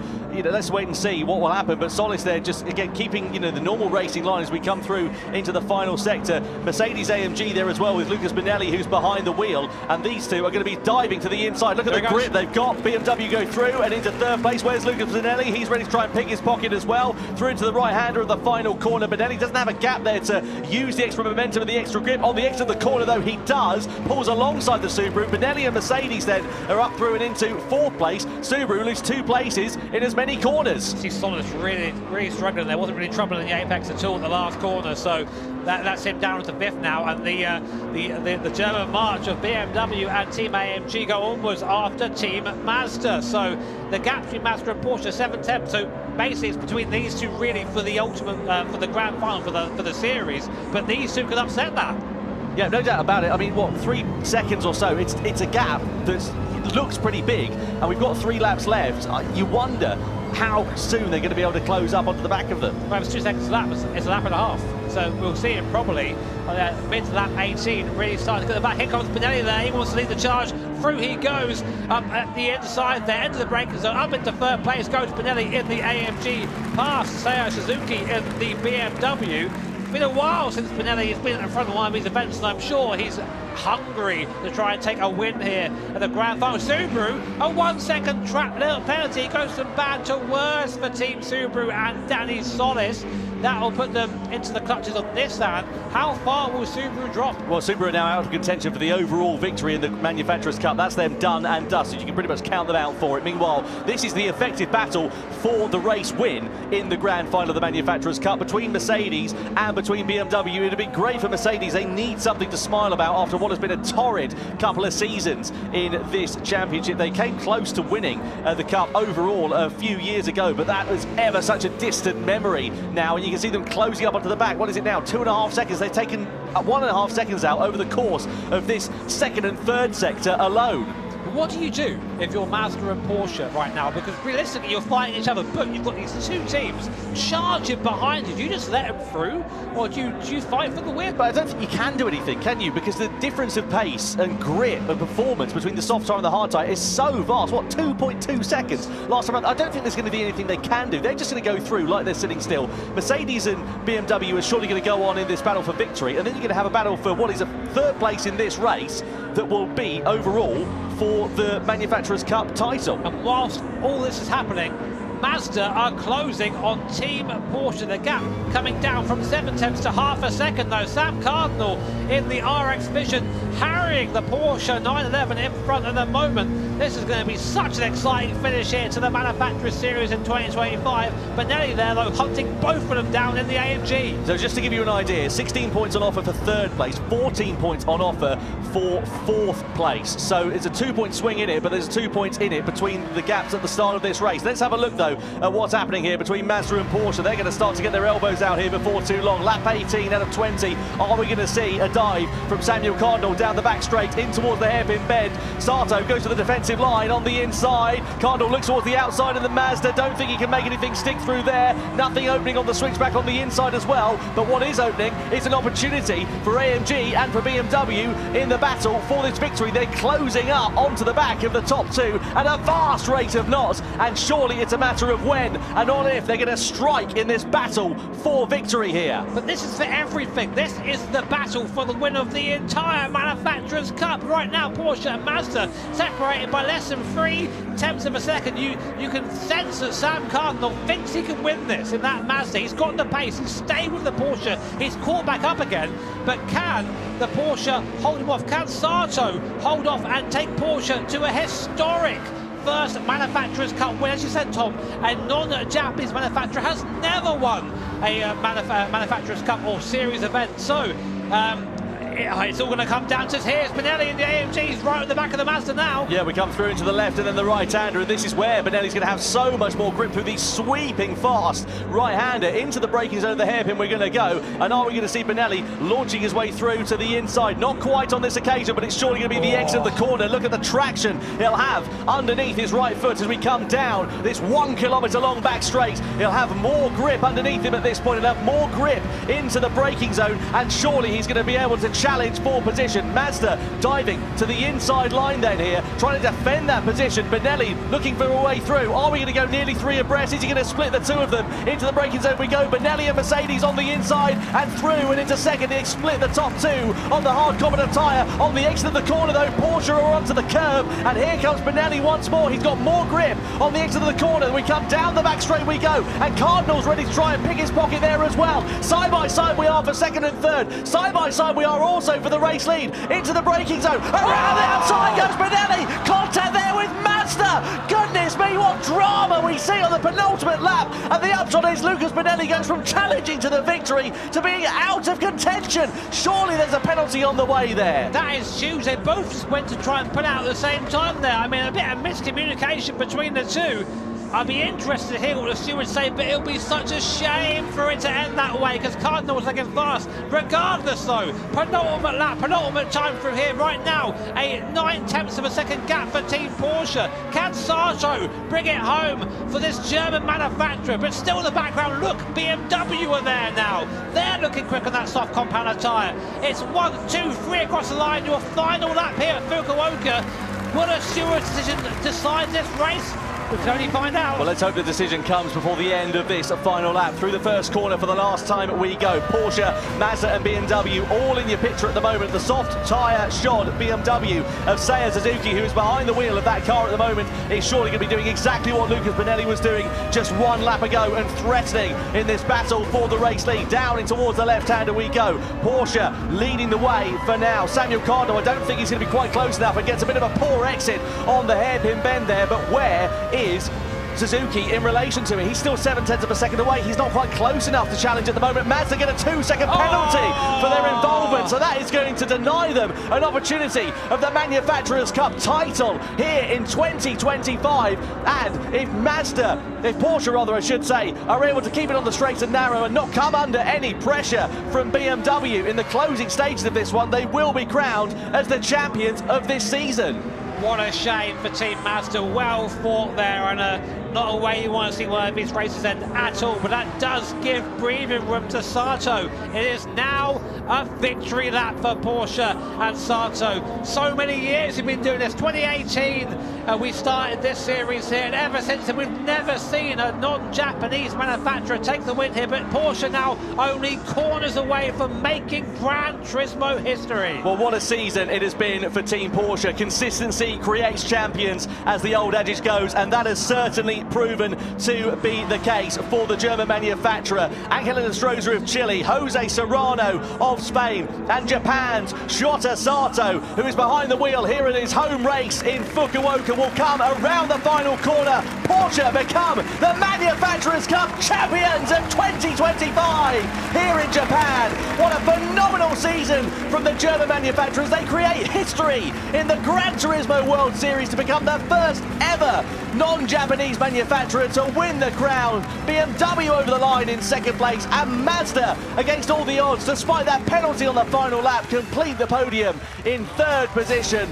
What a season, what an end to that race, what drama we've had here in Japan. And look what that means there for the boys at Team Porsche. You know, Angel's been trying to get this team to a Manufacturers' Cup Series win for years and years now. So, I mean, his story is inspirational. The comeback from injury and to now this, undoubtedly the highlight of his Gran Turismo career. Jose Serrano again showing you why he's one of the best drivers in Gran Turismo. Flawless stint from him, and Sato as well, holding on under pressure to take a win there. That must felt sweet to bring that car home in front of his home audience here. But commiserations to Team Mazda. We said one small mistake is all it took. and that put Cardinal out of contention. Very, very fine margins, as always, in the GT World Series, and you can see the disappointment there for Mazda and for Samuel Cardinal, that mistake on the final lap, and what it's cost them, what it's cost some of the drivers here tonight as well. Goodness me, what a drop though from Team Porsche. They become the Manufacturers' Cup champions of 2025, and Angelo Stroza in particular will be thoroughly delighted with that. As Jimmy alluded to, a couple of years ago he had a terrible injury, broke his leg after a motorcycle accident, bounced back from that, returned to the GT World Series, and ever since then you felt like he's been on the precipice of greatness, and he proved that greatness along with his team here tonight, and now the grandstand will rise for them in Japan. So you can see the race as we got underway for the grand final here at Abu Dhabi. Porsche led the initial stages of this one with Honda in second place. Of course, the top two of Porsche and Mazda started this one on the soft corner tyre, so they had a clear advantage in the first phase of it. Yeah, they're just sort of really showing their intention there, go hard early and try and build that gap. We saw Coachman and Jose Serrano get quite close over it, including at this moment here where Coachman actually ended up slapping the back end there of Porsche's Jose Serrano. Serrano, masterful recovery, just by keeping that head, as Coachman there showing his good sportsmanship and giving the place back. Well, you know what sportsmanship is all about. It's not doing things that make you look bad. There were a couple of moments that Mazda had in that race that did make them look bad. Meanwhile, this is one of them. We're coming down towards the final part of this race. Mazda were attacking, and then you just see they just misjudged it, biffed it into the side of Mercedes. It cost Benelli and AMG a chance of victory as well. I just don't think that's a 2-second penalty. I don't think it is, but that's not our job, is it? Our job is to sit here and celebrate these guys. Team Porsche, great result for those guys there. Angel and Sarto's reaction there, a bit different. Very composed there from Sarto, and in a Stroza in the back, shouting down the mic at him. That's your confirmation then. Team Porsche taking the win in the grand final over BMW. Good result for BMW. What could have been for these guys? Fourth overall eventually in the standings by my maths, but a real shame for those guys. Yeah, no doubt about it. An absolutely phenomenal job from Team Porsche. Confirmation of the results then. 10 points was the eventual advantage they would have when all is said and done. Mazda in second place, Subaru on the podium in third position there overall as well. Great job from that team, and well, they will be absolutely delighted with that one. No surprise at all. All the way further down the order, you can see Mercedes AMG, opportunity knocks for them. Such a disappointment at the end of that one. Let's catch up though with Team Porsche, Manufacturers' Cup champions of 2025. Yes, we are down on the floor with the winners. Team Porsche, how are you doing, guys? It feels good to the touch, right? Life is beautiful, I would say. Is life beautiful right now? Yeah, sure. What a day. What a day. You started fourth in the championship and you finished first. Yeah, it's I honestly have no word for now. I'm just happy. Yeah, that's it. Thanks to my teammates. They did a phenomenal job. And well, we are both champions. That's it. 4位で始まって今日ね1位で、いやもう言葉もないんですけども、チームメイトが素晴らしかった、ワールドチャンピオンになっちゃったよということでね、佐藤選手どうでした最後ね、かなり責任もあったと思うんですけども、so you had a lot of pressure for the final stint. How was it? まあヤスマリーナを抑えるところを抑えたら意外と抜かれないサーキットなので、まあ自信はありました。In Yas Marina, if you just you have a couple of points that you need to defend, and if you defend that place, it's difficult to overtake, so he had confidence for that. Serrano, what was going on with Mazda where you had a little shifty around the corner? What happened there? And you held it together though. We were all like, whoa, oh, saved. Yeah. Nice. When we had the contact, I thought, okay, we lose the championship, so... In the 1 second, you're like, yeah, in 1 second, yeah. I nearly had a heart attack, That was stylishly done. マツダとのですね、接触のところはですね、もう失うチャンピオンシップ失うと思ってですね、後ろではですね、もう本当にね、心臓が止まる思いだったということですけれども、なんとか守ることができたと。But he saved it. He saved the day. Yeah, it was really cool. Do you have anything that you would like to say to your fans behind you right now? What do you want to say? Arigato, Japan! No translation needed. Yeah, no translation needed for that one. Well, look, massive congratulations. You guys were so strong all day, and it really does come down to this final race. So you pleased with yourself? You're going to celebrate? Well, maybe not too much celebration. A little bit. A little bit, yeah. Chotto. Chotto ね。 Chotto celebration. Chotto celebration. I'm learning one word a day in Japan. Okay. 今日も習った日本語ですけど、明日もあるんでちょっとだけお祝いかなというふうに言っていますけれどもね。いやでも本当に素晴らしいですね。One more big applause. Back to you, Tom and Jimmy.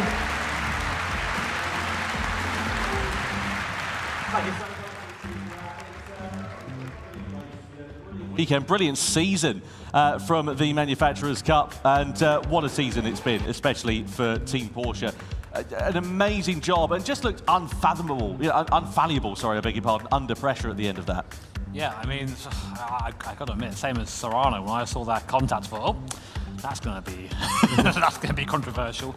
Gregor did the right thing there, redress that position there, but drama all the way to the end, and yeah, I mean, I didn't think we'd ever see a non-Japanese manufacturer win this thing, given their heavy presence here, of course. But yeah, I mean, see Porsche do it, and especially for, we've mentioned Angel before, but he's been a Porsche driver for as long as I can remember. He's always stayed with them for years and years and years. So for him, this must be extra sweet. Absolutely, and also, for Jose Serrano, great job from him. He's on the precipice of greatness, also in the Manufacturers' Cup, could become a double champion here this weekend, and for Sato as well.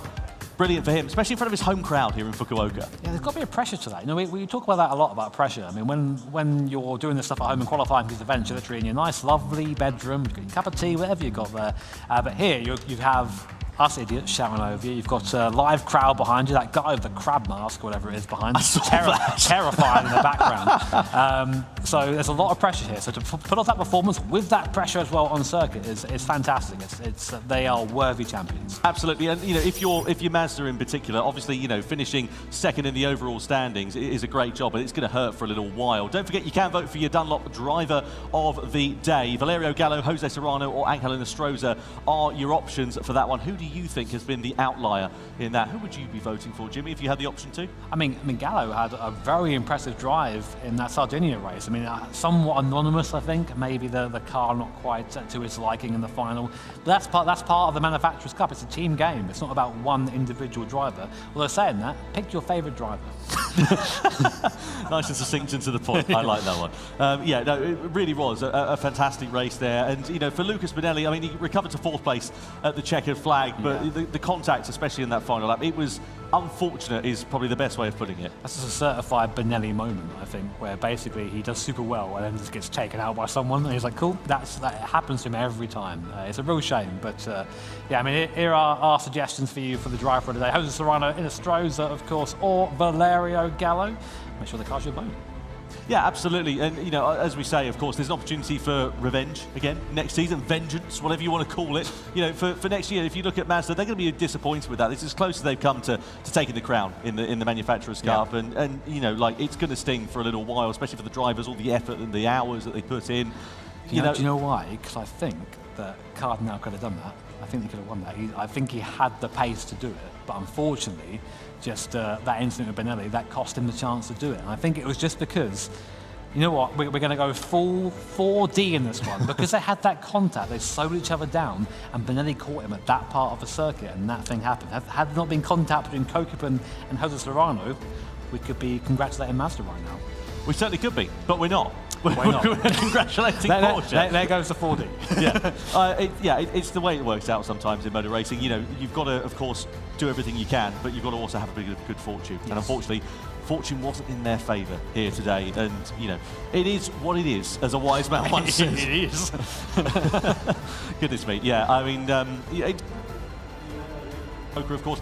We've also got the Nations Cup to come here tomorrow. A lot of the drivers that are competing in the Manufacturers' Cup here tonight are also going to be competing in that event. How do you then put a disappointment, say, for some of those drivers that have not had the best of evenings here tonight to then move forward and just focus on what's going on tomorrow? I mean, you kind of have no choice. This is part of the game. You've got to try. The race ends, and then it's got to be dead to you. Now move on to the next one straight away, because if you spend your time ruminating and thinking about, oh, what could I have done differently, you're never ever going to put yourself in a mindset where you can be competitive again. So for these guys, they're pros. That's exactly what they do. So I mean, Serrano, of course, is leading Nations Cup at the moment. That would be a nice double for him. Absolutely will. Well, anyway, enough of us talking and analysing the race. Let's get down to the podium ceremony then, shall we, here in Fukuoka. Oh. Time for the podium ceremony then to begin here in Japan, and what a season it has been in the Manufacturers' Cup in 2025. Third place, giving it your all for Team Subaru, for Danny Solis, for Kylian Drumont and Takuma Miyazono.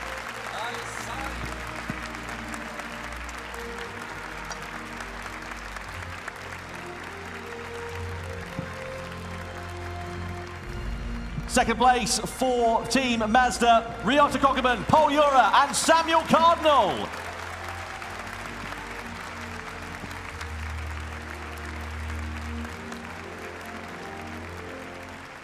And now, ladies and gentlemen, the 2025 Manufacturers' Cup Champions of the World. Give it your all for Angel Inestrosa, for Jose Serrano and for Shota Sato for Team Porsche.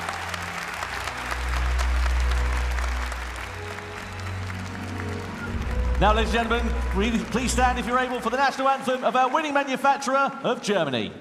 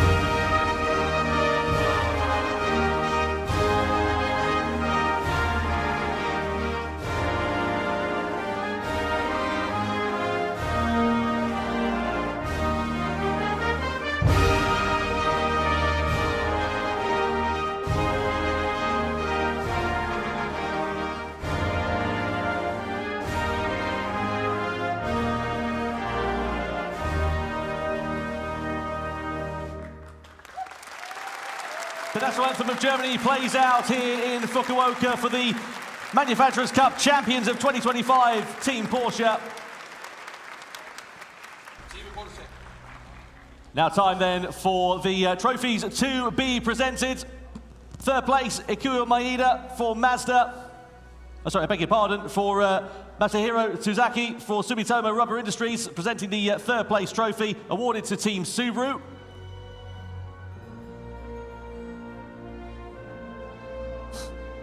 Team Subaru, Danny Solis, Kylian Drumont and Takuma Miyazono in third position here today in Fukuoka. What a season the Japanese manufacturer have put together.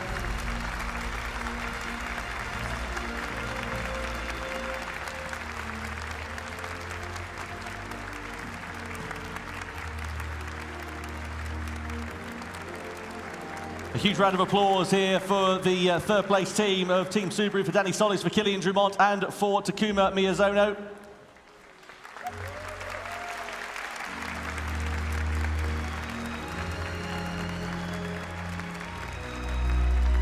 Now time for the second place trophy to be presented by Ikuyo Maeda for Mazda. Mazda finishing in second position here in the Manufacturers' Cup in 2025. Samuel Cardinal, Paul Yura and Ryota Kokeman are your three drivers that comprise of that team, and the medals being awarded to them.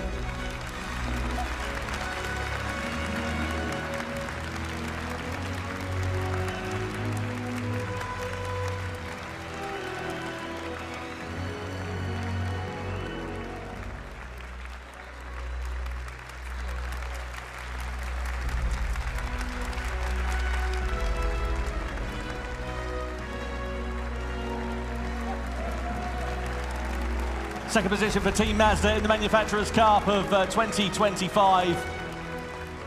And now time then for the Trophies to be presented by Gran Turismo series producer Kazunori Yamauchi as he makes his way onto the stage here in Fukuoka. First of all, the medals presented to Chile's Angel Enestrosa, to Spain's Jose Serrano, and to Japan's Shota Sato of Team Porsche. To a rapturous applause at the front of the crowd here in Japan. And now time for the moment we've been waiting for the Manufacturers' Cup Trophy of 2025 to be held aloft by Team Porsche.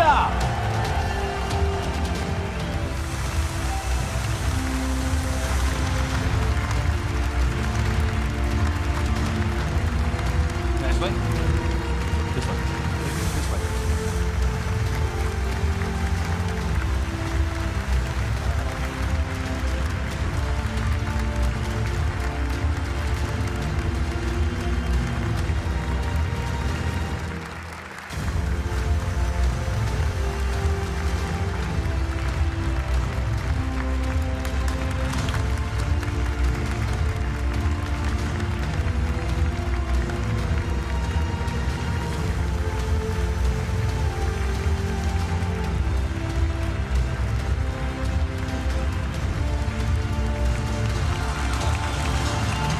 Wow, my goodness.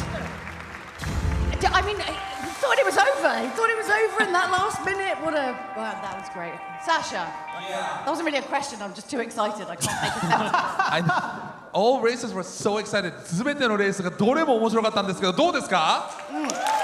They agree with me. Every race was really exciting, and you got so many goosebumps here tonight. Well, you need to come along to all the rounds, obviously, so you don't miss the action. Invite me. Yeah. I'm available. Guys, Don't call us, we'll call you. Did you enjoy it? How's it feel to be back? You're not allowed to miss any more next year. Yeah, I think this is a reminder that I gotta stay around, eh? That's how you gotta do it. But yeah, same for me. When Angel's saying he had a heart attack, just enough in the booth. Holy hell. I had to pick him up from the ceiling at one point, to be honest. We were like shouting for 2 seconds, right? I was like, wow! Yeah. But it was like, whoo. Like, don't move. It doesn't seem to matter what you do in the GT World Series. When all is said and done, you can't predict it. I mean, honestly, if you were a crystal ball reader or doing tarot cards or something like that, it's pointless. Because it just, whatever happens, it turns on its head on a sixpence, doesn't it? Good life lesson, Never give up. Never give up, kids. I thought you were going to say never read crystal balls then. All that. Well, look, we have got an incredible another year to do next year. I know, let's get this one finished, but we do have tickets for Abu Dhabi, so if you ever fancy a little trip abroad, you can come along. Yeah, why not? アブダビね、ラウンド1すぐまた来年3月ありますので、ぜひ皆さんチケットを手に入れて来ていただきたいと思います。Yep, all right, so. That's going to be super cool. We're very, very excited. But don't go anywhere, because tomorrow we're going to have the grand finals of the Nations Cup. Ooh. 明日はネーションズカップです、ファイナル。明日も来る方、拍手 Okay, we'll see you tomorrow. Bye! また明日さよなら。